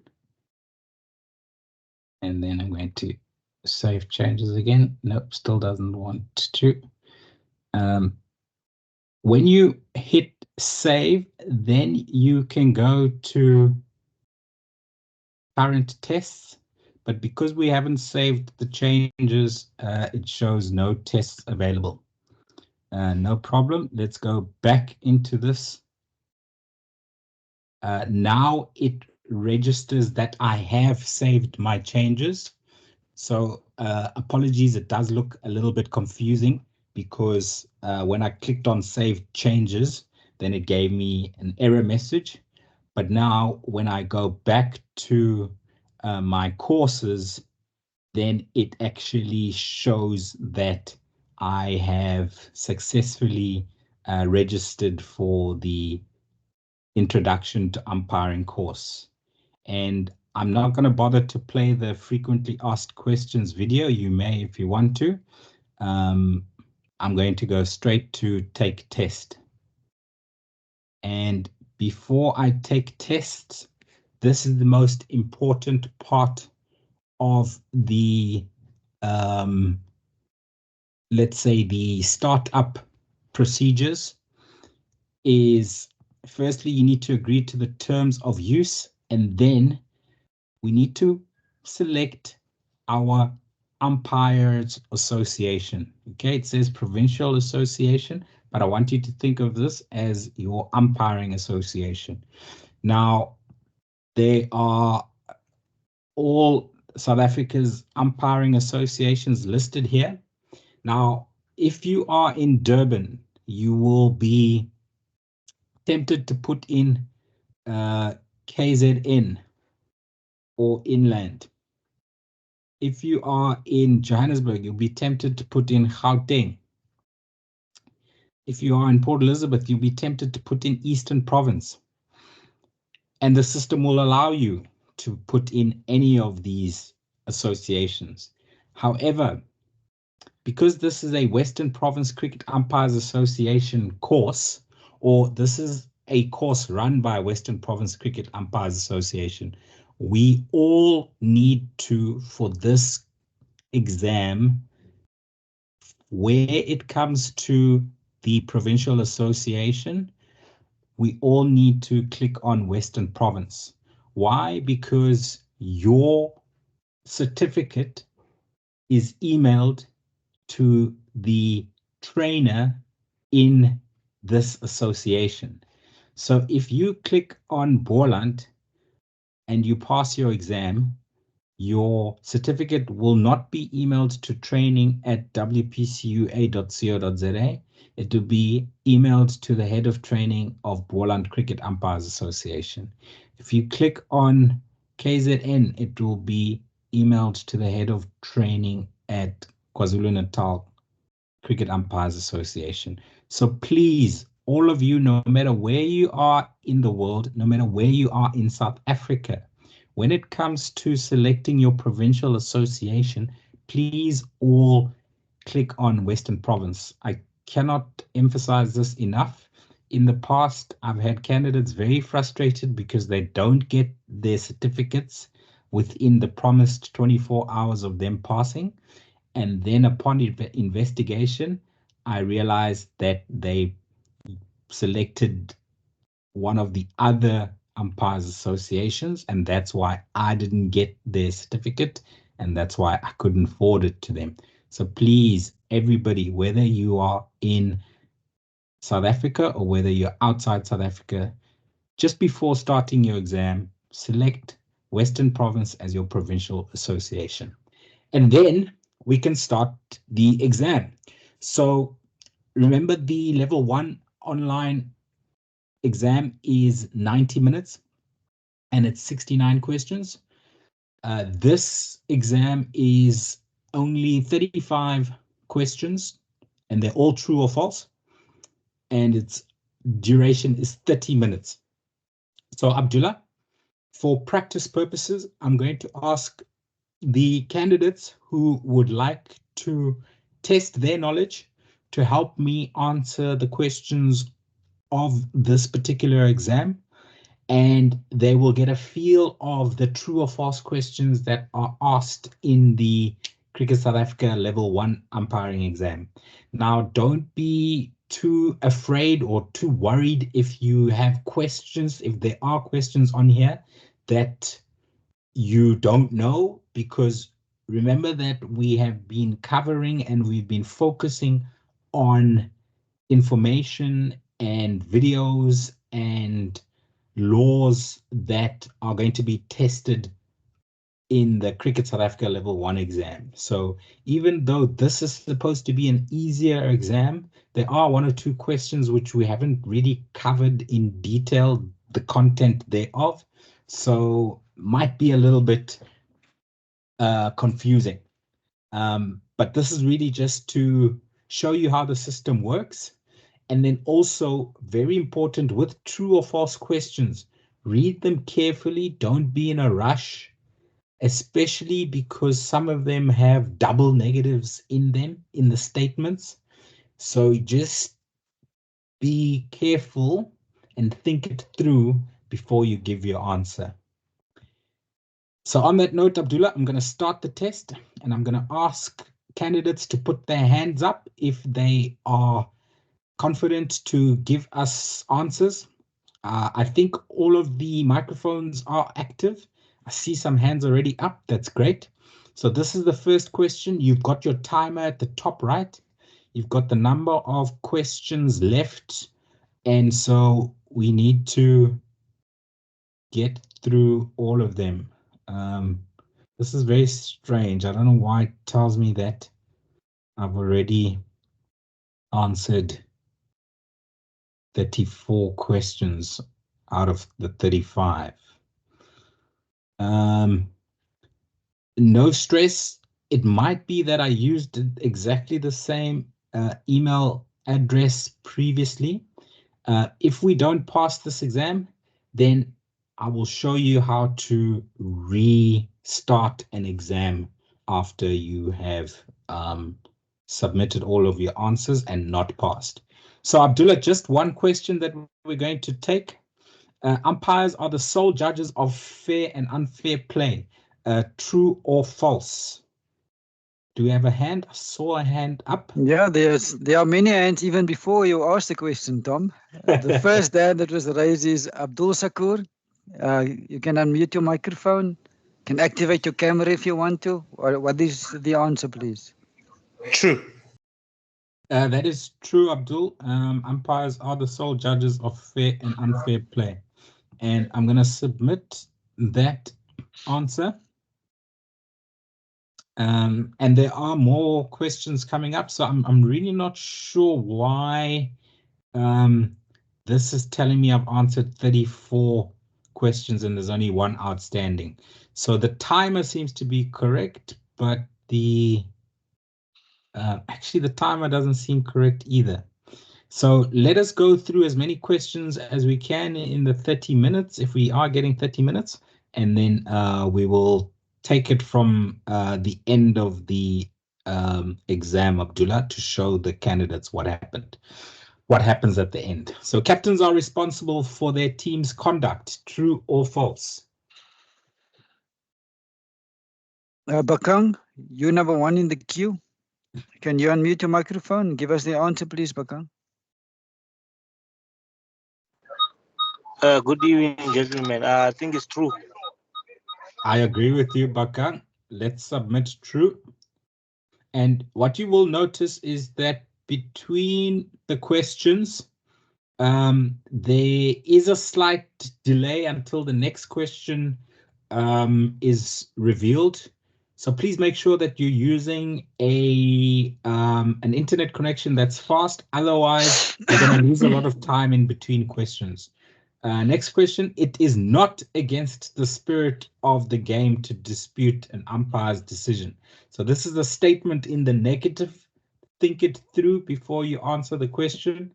Abdullah, true or false? Next hand up, please. Sandeep, can you unmute your microphone, please? And give us the answer.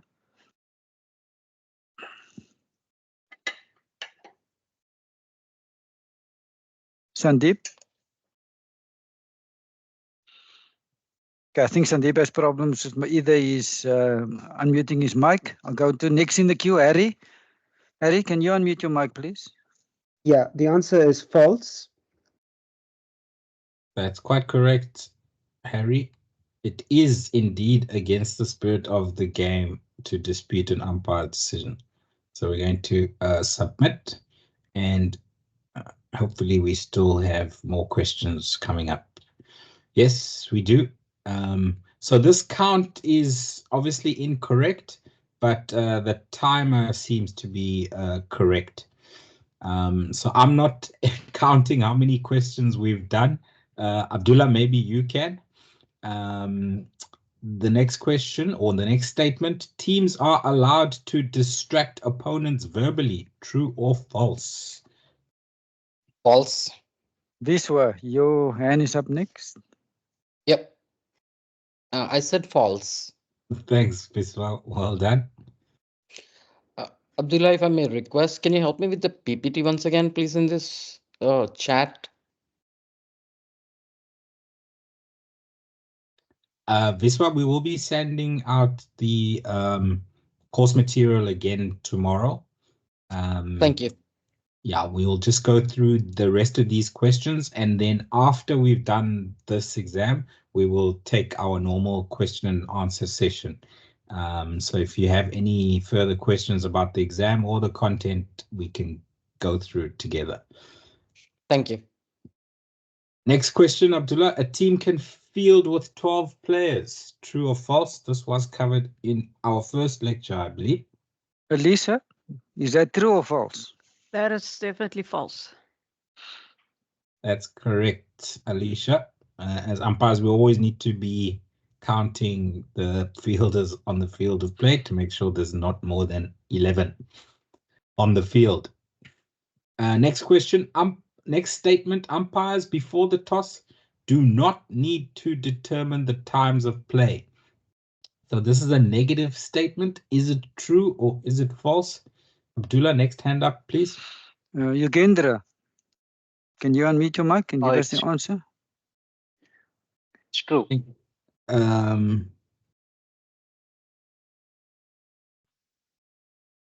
I thought I heard you say false first up there, Yogendra.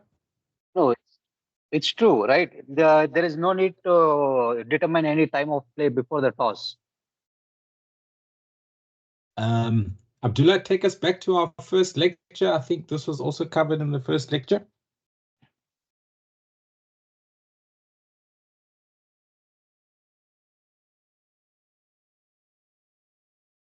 Abdullah, are you still with us?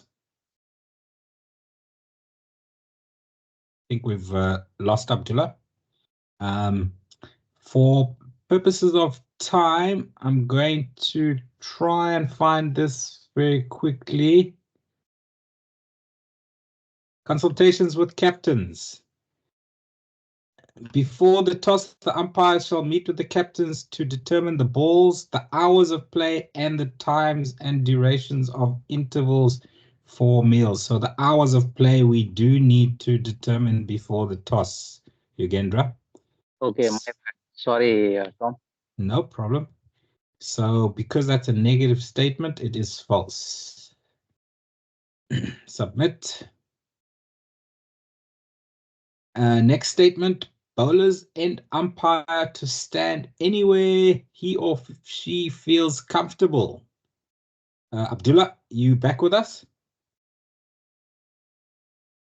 Abdullah, you look like you're frozen, so I'm gonna go and check whose hand is up.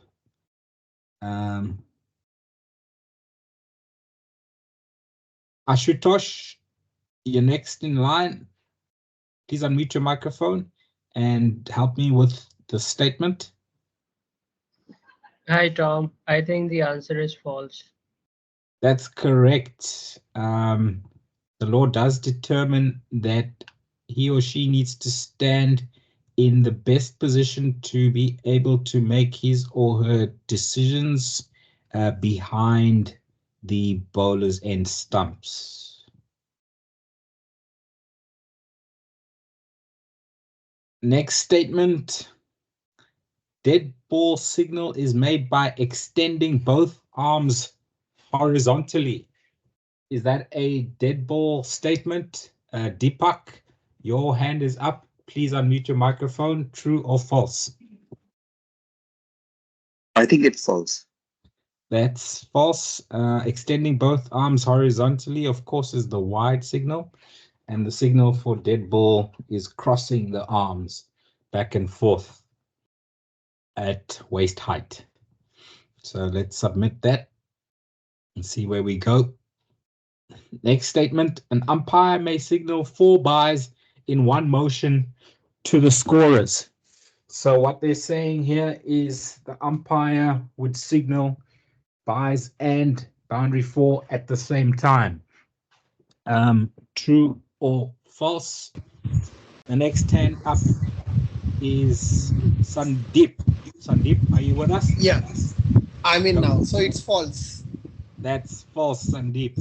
Well done. We know that we must signal our signals separately and get each one acknowledged by the scorers before we signal the next. We make the next signal, and each signal should be acknowledged separately by the scorers.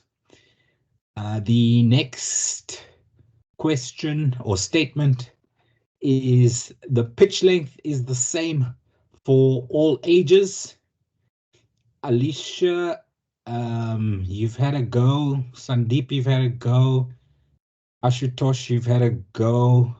Do we have any new hands to answer the questions? Tawanda, please unmute your microphone. The floor is yours. Good evening, all. That's a false statement. That is false. The length of the pitch for junior cricket is determined by the governing body. Now, I'm not sure if I actually selected anything in that particular statement. So we'll see how the system handles no selection. It has allowed us to continue.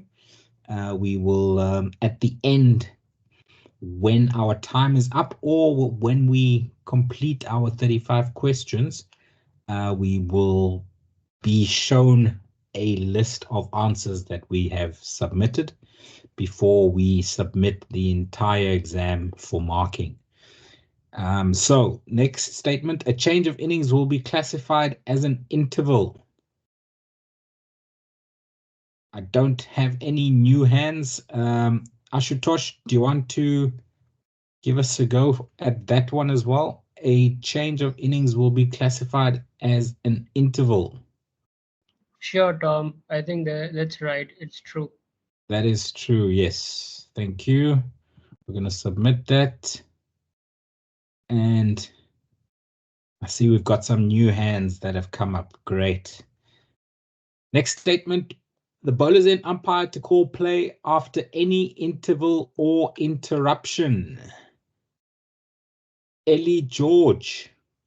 Good evening. Please unmute your microphone and help me with this statement. Is it true or is it false? Ellie, are you there? The bowlers and umpire to call play after any interval or interruption. Ellie, actually your hand isn't up. Tawanda, your hand is up again. Please unmute your microphone and help us with the statement. Tawanda, are you still with us? Doesn't sound like it.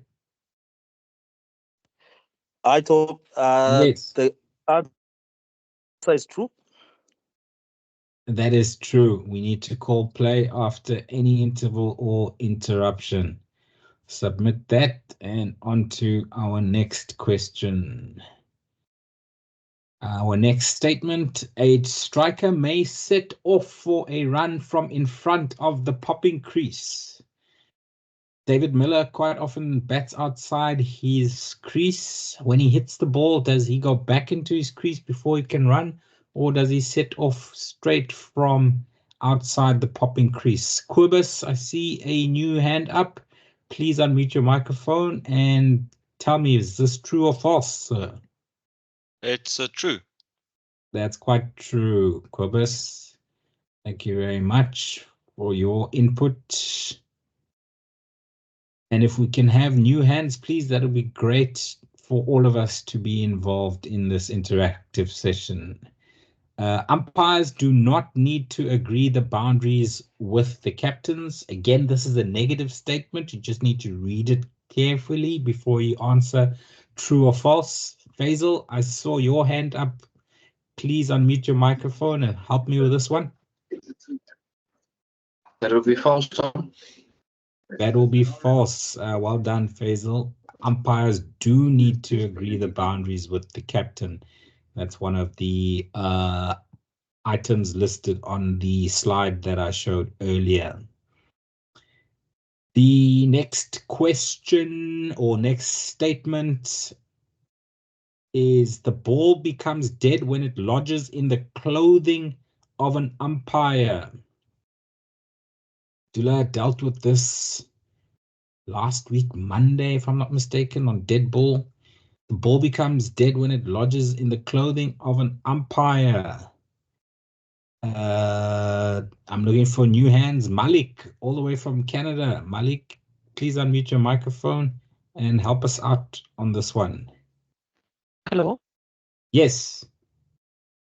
It's true. The ball becomes dead when it becomes lodged in the clothing of an umpire. That is true. Malik, thank you very much. If it gets lodged in the clothing of a fielder, it does not become dead. But if it becomes lodged in the clothing of a batter or a umpire, it becomes dead. Next statement, a bowler may change his or her delivery mode without warning the umpire. I'm looking for new hands. Francis Jean, please unmute your microphone and give us your answer to this statement. Is it true or false? It's false. It is false indeed, Francis, because we would have to call and signal no ball if a bowler changes his or her mode without informing the umpire. Thank you, sir. Next statement. Bowler's back foot may touch the return crease on delivery. Abdullah went through this as a no ball as well. Let's see if we've got any other new hands. I don't see new hands, so I'll go back to the top of the list of old hands. Sandeep, please unmute your microphone. The floor is yours. False. False, Sandeep. We will Yes. have to call and signal no ball if a bowler's back foot touches the return crease on delivery. Thank you very much for your input. Next question, also to do with the no balls. This one includes a wide as well. The statement says the call of no ball shall override the call of wide. Dig VJ, welcome. Please unmute your microphone. The floor is yours. I think, Tom, that's true, actually. That is indeed true, Dig VJ. The call of no ball definitely overrides the call of wide. So let's submit that. And we go on to the next statement, which says the umpire needs to call wide before the ball passes the striker's wicket. Abdullah made reference to this evening, making a bit of a fool of himself. Muiseli, please unmute your microphone. New hand up. The floor is yours. That is false, Tom. Muiseli, that is correct. The umpire should wait until the ball passes the striker's wicket before calling wide. So we should not call wide before it passes the striker's wicket. False is the correct answer there. And the next statement says a batter can be dismissed from a wide delivery. I don't see a new hand, so I'm going to go with Yogendra for this statement. Yogendra, please unmute your microphone. Help me out. True. It can be dismissed. Yes, I think there are 4 ways that a batter can be dismissed. You need to know those for your level 1 exam. The answer is definitely true there. Next question, and we've got 12 minutes left before we run out of time. I'm not sure how many we've answered so far. The statement says a leg bye can be scored if the batter does not attempt to play the ball. Who have we got? Any new hands? I don't see, so I will go back to Deepak as an assistant. Yeah, to Tom, I think that might be true. That might be true because if the batsman, okay, it's a leg bye. I beg your pardon. I just lost you there, Deepak. You said it might be true because?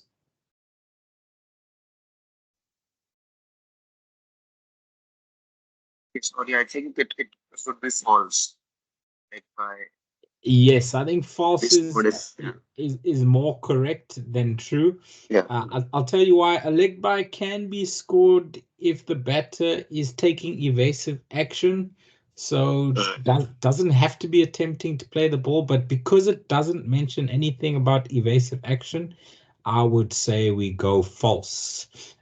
So just when it comes to true or false questions, if the statement is not 100% true, then mark it false. Like Abdullah said, when a strikers and umpire wishes to move from the leg side to the offside, he or she needs to inform 3 people. If the statement only mentions that the umpire only needs to inform 1 person, then that statement is not 100% true. You should mark it false in the exam. So that's just a tip for all the true or false questions in your level 1 exam. Next statement, an injured player may have a substitute at any time. Let's see if there are any new hands. No new hands, so I will go with Francis Jean. Francis, and injured player may have a substitute at any time. True or false? That's false. Why would you say it's false, Francis? It depends on the seriousness of his injury. No. Remember that we as umpires are not doctors, so we do not determine how serious an injury is or not. If a player tells us that he or she is injured, we take his or her word for it, and we do allow a substitute. Okay. All right, thanks. Remember that if a player stays off the field for a certain amount of time, then he or she cannot bowl until they've been back on the field of play for as long as they were off the field. So law does have some sort of a punishment for players who might be just resting and are not actually injured. And that's a way to make sure that they come back onto the field of play sooner rather than later. Excuse me. Thanks, Francis. Next statement says a substitute may act as a wicket keeper. True or false? Let's see if we have any new hands. Yanita is a new hand. Please unmute your microphone. The floor is yours. False. Yanita, in 2017, this law was changed. So do you want to rethink your answer? True. A substitute may act as a wicket keeper on the approval of the umpires. Now, it doesn't have that on the approval of the umpires here, but in its on its own, this statement is, I believe, still true. So we're going to mark it true, and we will see at the end of the exam if we got it right or not. Next statement, a fielder may return to the field without the consent of an umpire. Let's see if we've got any new hands. We've got an unknown user. Unknown user, do you want to unmute your microphone and give us your answer? False. That is false, yes. I'd love to know who we are speaking to. Please, unknown user. Unknown Yabel.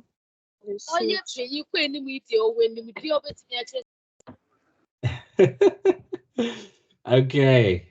Thank you very much for your input. We'll go to the next statement.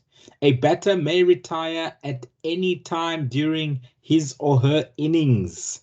True or false? I think, again, this one is missing a little bit at the end of that sentence. If it said when the ball is dead, it would make it a lot easier for us. Without that bit of detail at the end, I'm not sure if it's true or false. Sandeep, do you want to give us your opinion of this statement, please? A batter Yes, may it's- retire at any time It's during. true.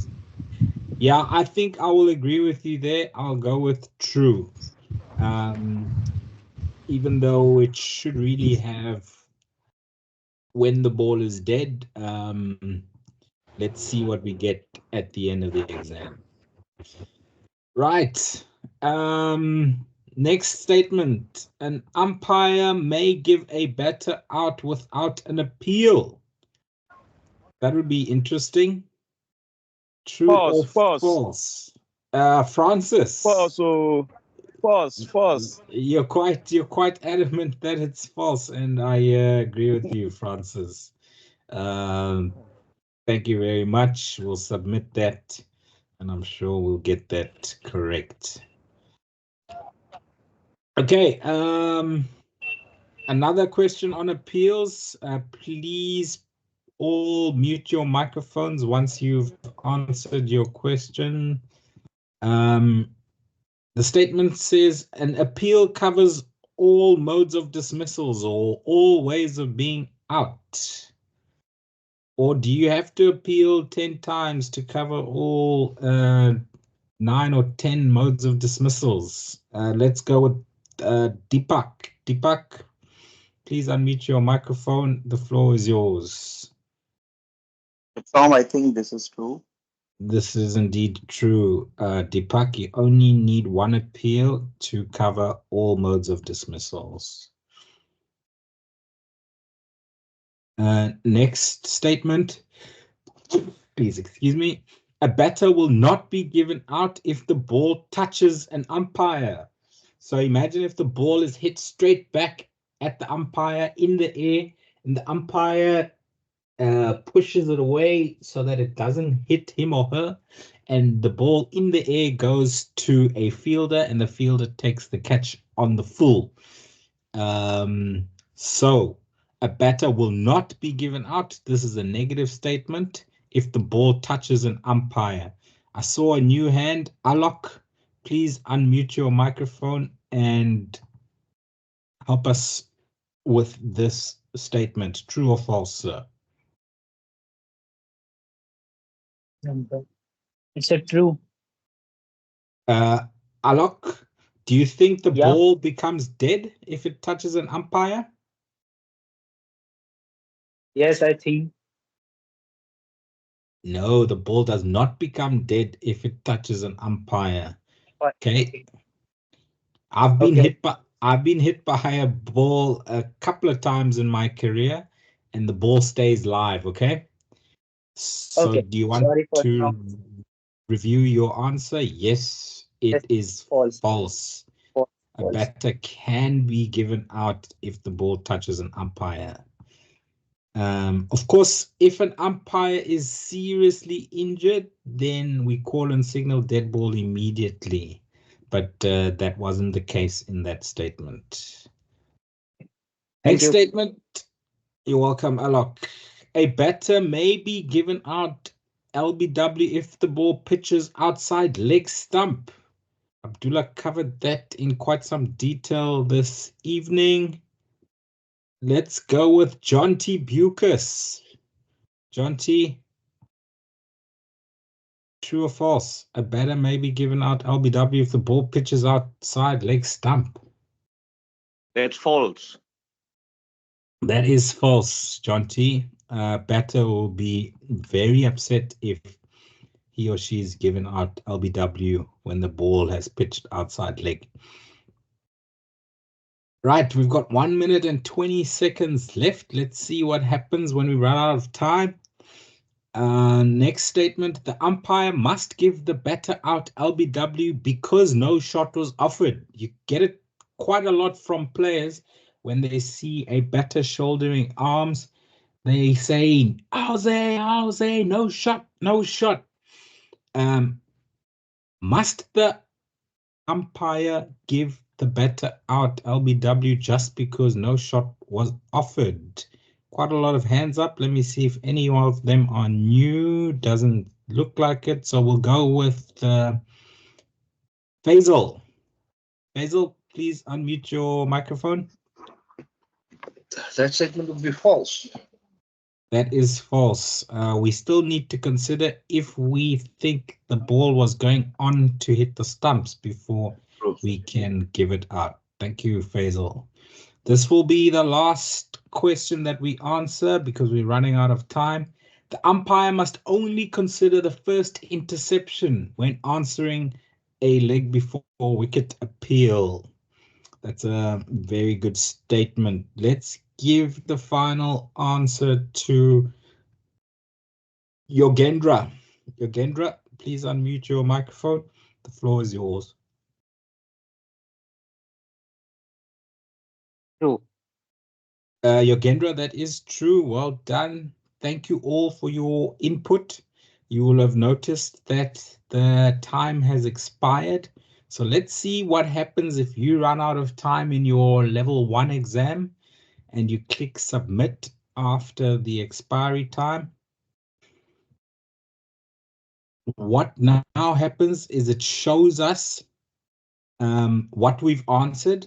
Okay, there's not completed, not completed, not completed, not completed, not completed, not completed.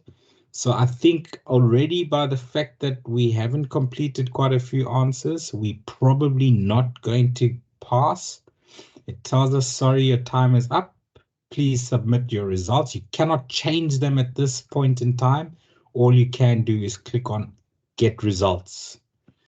And this is marking the exam in the background. And I'll give you a little help here. It tells us everything that we've got right and everything that we've got wrong. So if you don't pass your exam on the first attempt, you can use the results to help you know which answers you need to change. What I can tell you as well is that the 69 questions in the exam are always going to be repeated in the 5 attempts if you need all 5 attempts. However, they will be in a different order to the previous time that you attempted the exam. So if you attempt the exam 5 different times, you will have 5 different orders that the 69 questions are asked in. Okay, so and also if you sit next to your son or your daughter or your friend while doing the exam, you will get the same 69 questions, but you will not get them in the same order. So you are not really able to help each other in that way. Okay, so don't be shocked if the first question for your first set of your first attempt is different to the first question in your second attempt. Then the questions are just shuffled each attempt. Okay, so we were close, 77.14%, but it is a fail because why? The pass mark for this exam, the introduction to umpiring exam, and the level 1 exam is 80%. So again, at this point in time, I wouldn't recommend that you click on restart. I would recommend that you go to the summary presentation that I'm going to send to you. Read through that again before attempting the level 1 exam again. And because you've got 10 days for up to 5 attempts, I would say 1 attempt a day. I know it's very frustrating and you would want to finish it and pass it as soon as possible. But I often find that people who attempt the exam more than once on the same day don't usually pass the second time or the third time. They need to wait, relax, clear your mind, try again the next day. But that's entirely up to you. Just don't burn all of your attempts in one day. I've seen that happen before. It never ends well. The same way that captains are not encouraged to burn their decision reviews, I would encourage you not to burn your 5 attempts in the first 2 days of the exam window period. So how then you would restart the exam the next day? You would go back to your inbox and you would go to the first email that you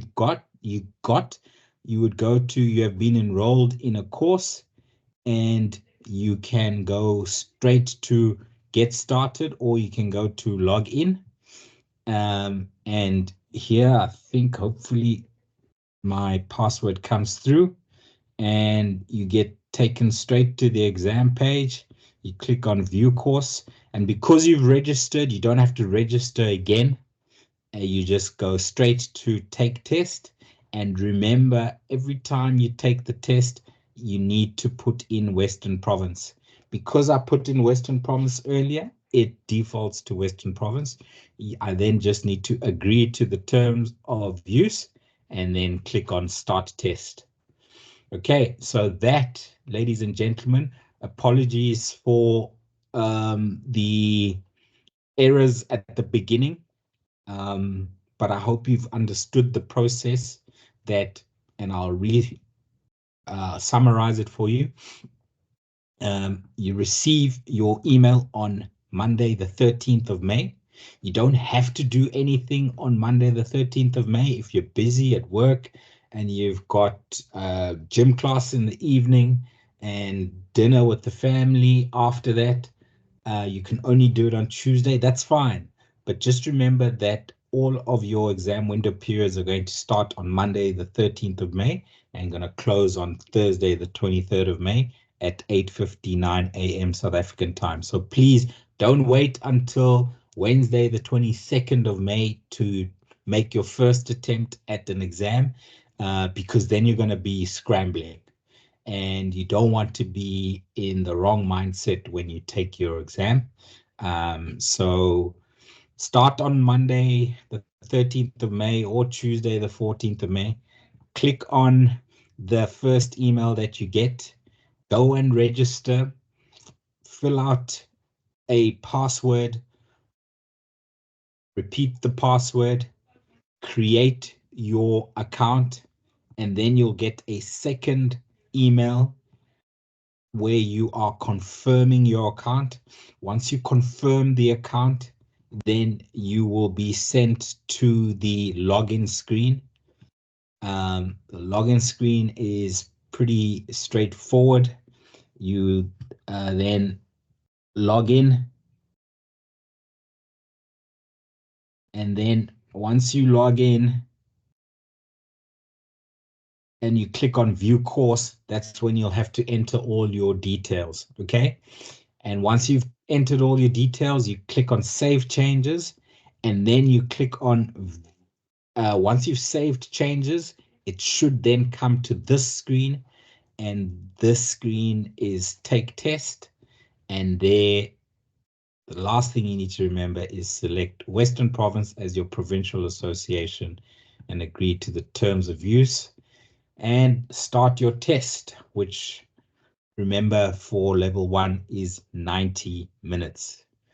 So ladies and gents, again, apologies for the errors at the beginning, but I think if you take it step by step, you should be able to register, confirm your account, log in, complete all your details, and then start the test. If you have any problems along the way with your exam, in terms of registering, confirming your account, logging in, and then setting up your details, please take a screenshot and send me where you are stuck. Because if you just email me to say that I can't get into my exam, I don't know where in the process you've gone wrong, so I won't be able to help you. So you need to take a screenshot, preferably send it by WhatsApp.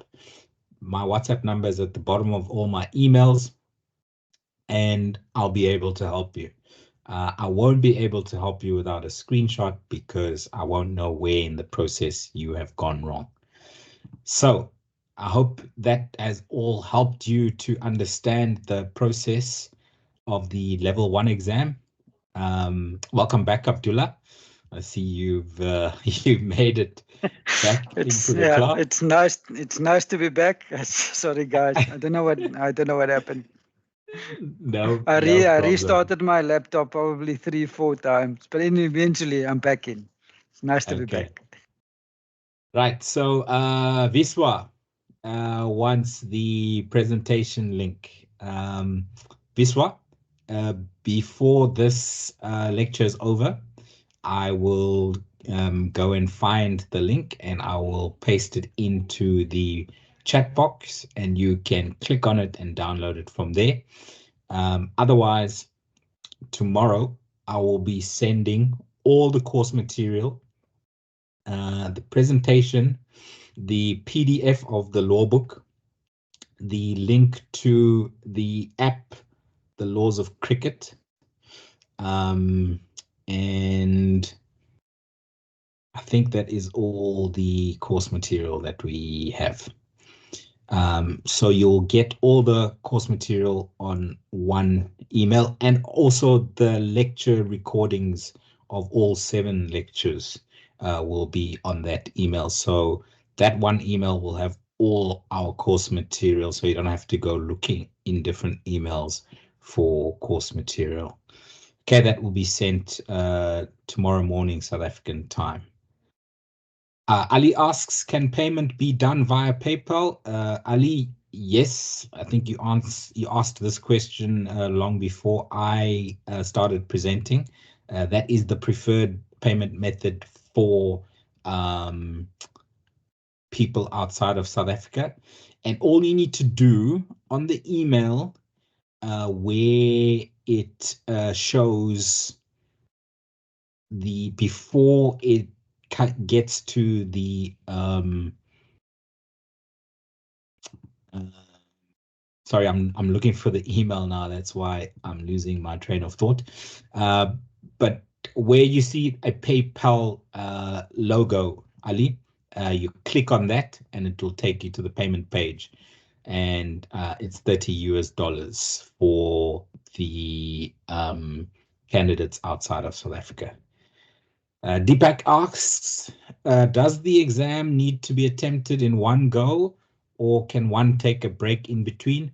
Deepak, so you saw while I was going through the demonstration that the time keeps going. Okay, so if you go to the toilet, you're losing out on the exam time, and the timer waits for no man or no woman. So please make sure that you've got 90 minutes free in your calendar to attempt the exam at one go. You cannot pause that timer. It needs to be completed in one sitting. Of course, if you don't pass, you can take a break, go to bed, wake up, study, and then attempt the exam again. But no, you cannot break that 90 minutes up. Deepak asks, is the exam result given straight after the exam? Yes, you saw that in the demonstration. We got 77.14%, which was a fail. And it also tells you which answers you got correct and which answers you got incorrect. So you can do with that information what you want to do with it. Mwiseli asks, can you be a member in more than one organization? For example, in Johannesburg and in Pretoria. Mwiseli, no. You can only be a member of one umpires association, at least in South Africa. I don't know about other countries, but I assume other countries would work the same.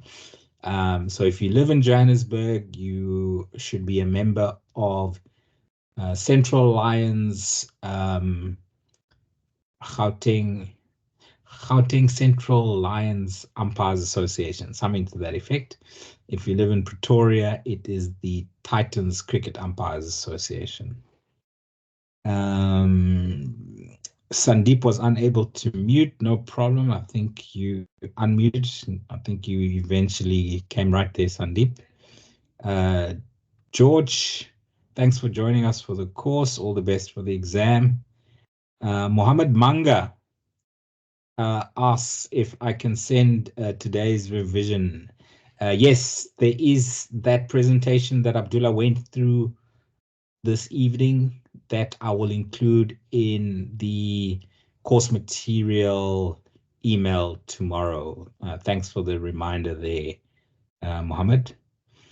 Ellie had microphone problems. No problem, Ellie.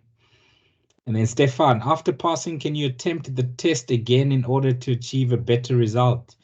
Stefan, no, the system does not give you any further attempts after you've passed. So if you get 56 out of 69, which is 81%, on your first attempt, that's it. That's all the attempts you get. That's all the attempts you need.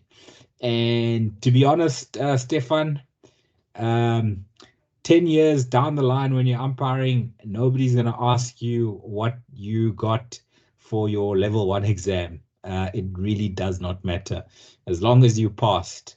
And like I used to say in university, 80 is a pass, 81 is a distinction. So don't be too bothered if you just pass. That's all you need is a pass. Of course, when it comes to decision making on the field, we aim for 95% plus. So that's why, in fact, the pass rate for the umpire exam is 80 and above.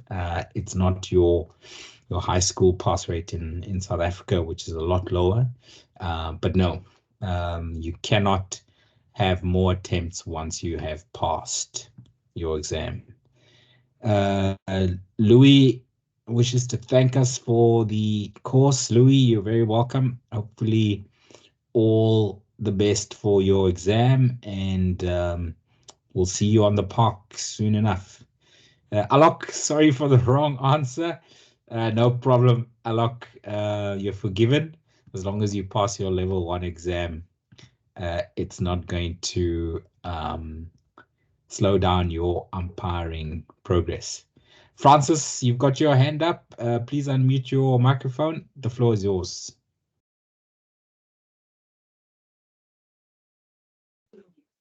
I didn't mean to raise my hands. Oh, okay. I was giving thumbs up and clapping because I'm enjoying the whole program. Okay, great stuff, Francis. Thank you, thank you. I'm glad you've joined us, and I'm glad you've enjoyed the course. Yeah, all the way from Ghana. All the way from Ghana, great stuff. Yes. Great to know that we are spreading the gospel of cricket, not just in Africa, but around the world. And we hope that you continue your journey as a cricket umpire, starting, 2.5 weeks ago with our first lecture. You are a couple of steps further than you were before this course. So good on you. Yeah. Once you guys are going to hold my hands, I know I'll get there. Great stuff. You're welcome. And we will see you for level 2 in June, I'm sure, Francis. Not just I'm there you. already. I'm there already. You're there already. Great Yes. stuff. Great stuff.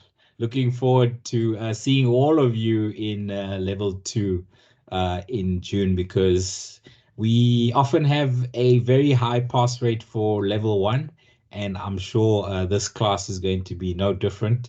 I know Abdullah held it down very well without me last week. I saw some of the interactions on the revision lectures that I watched, and you guys sound like you know your laws well already. Alok says, thanks for the wonderful course. The journey with you guys was amazing. Alok, I want to tell you that the journey is only starting.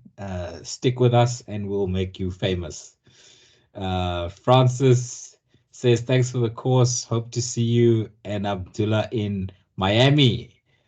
Francis, we are very excited to come to the US in June. Yes. Are you based in Miami or anywhere in Florida?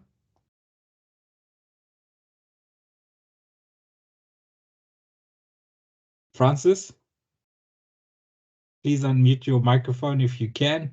We'd love to talk about Miami, because at the moment we don't even know where we're staying in Miami, but what we do know is we will be there. Don't you worry. Okay, it seems like Francis' microphone is not working for him. But Francis, please let's stay in touch, and we will definitely meet up in Miami for. Yes, Mr. Yes, Mr. Tom. I live in Orlando, Florida, which is about 3 hours from Miami, and I'll be making that journey down there for that lecture.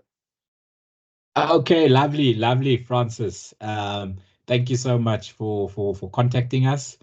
And let me just make sure that I've got your email address, Francis, so that I put you on the mailing list for the Miami training courses that we will be hosting there. Let me just check what I've got for you as a email address.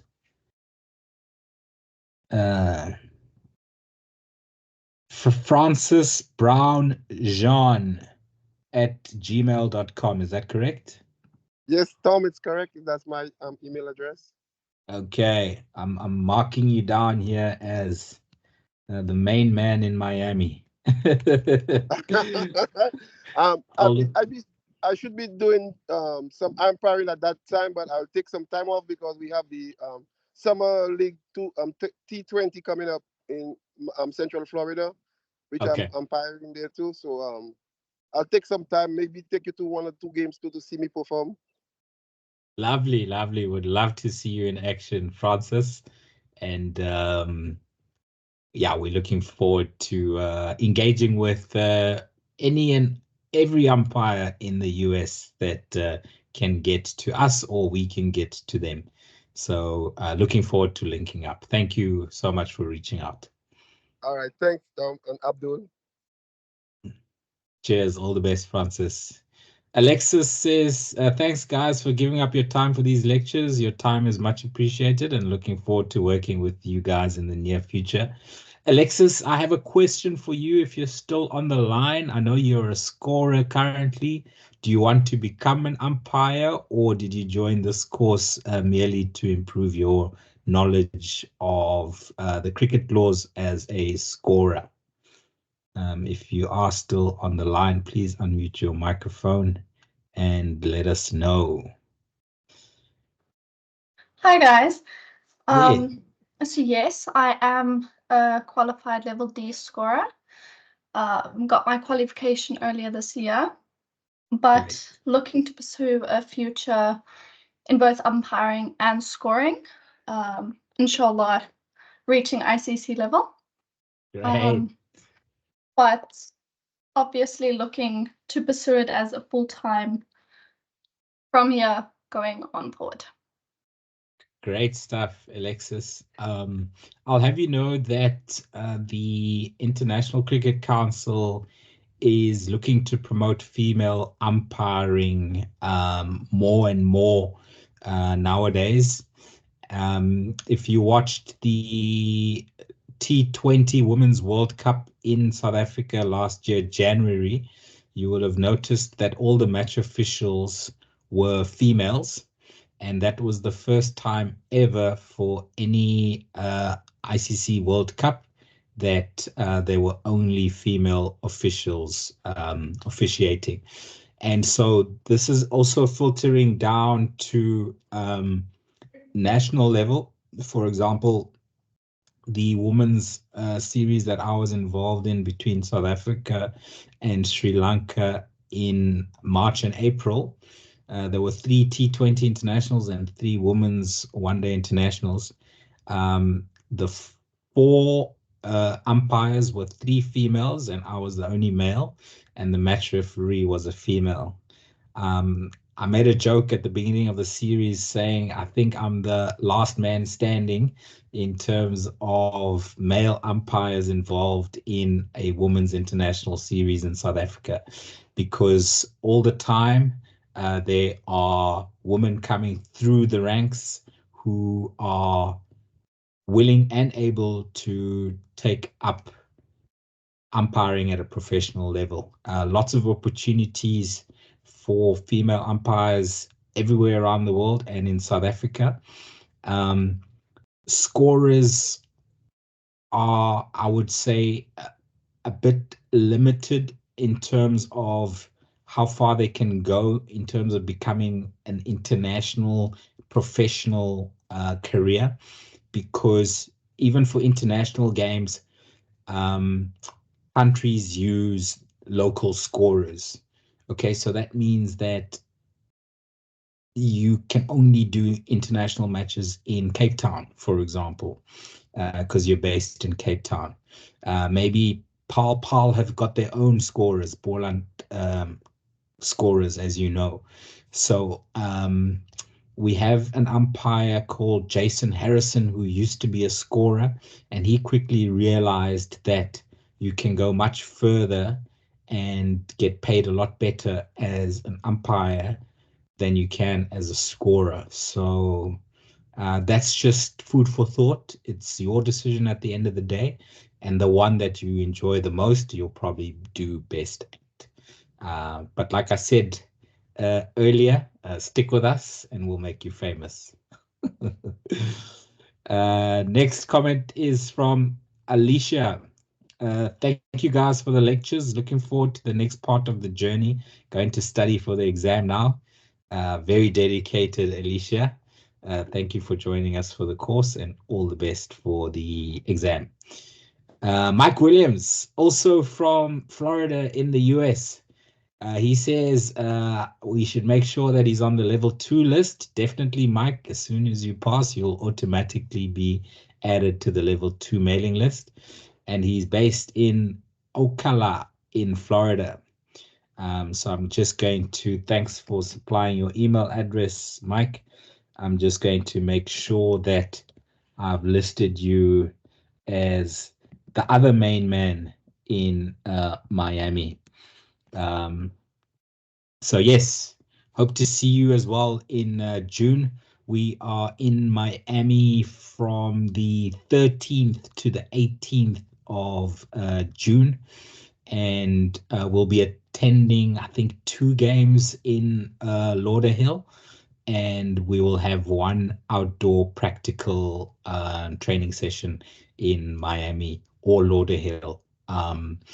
By May the 24th, which is a Friday, I will be emailing all interested candidates in the US the exact details as to where we're going to do our outdoor practicals and which matches we have tickets to offer for the question and answer sessions with umpires who are involved in the World Cup, or 1 or 2 players that we can get a hold of during the World Cup. So it should be exciting for all involved. Alok, and everyone who passes level 1 will automatically be on the level 2 mailing list. So no need for you to put your email address on here. You just need to make sure you pass level 1 and you will automatically be added to the level 2 mailing list. And the level 2 email will come out on Monday, the 10th of June, which is a week before the first lecture, which is Monday, the 17th of June. Sandeep says the PayPal link shared in the email is taking him to the PayPal main page. Let me grab it for you, Sandeep, and show you exactly where you need to go to on PayPal. As far as I know, it should take you to my PayPal account payment page, but if it doesn't, then there is a problem with that link. Before sending it out again tomorrow, I will definitely double check that it goes to the right place. But I am at the moment going through my messages to try and copy and paste a payment link. Let's see if you use this one, Sandeep, if it goes to my payment page, please. So it does have CSA level 1 exam in it. If I click on it, it goes to exactly where it needs to go. So let me just share the screen. and show you where it goes to. So this is where it goes to. And you'll see the picture here, which is of an old level 1 exam or level 1 course poster. That's fine. That's still valid. Click on send. And then you'll need to log into your own PayPal account, and then you will be able to make payment. So if I log in, I don't know if I'm able to make a payment to myself, but it should then, yeah, it does come up to this point where you would go $30 US, and you click, you type in level 1 Sandeep,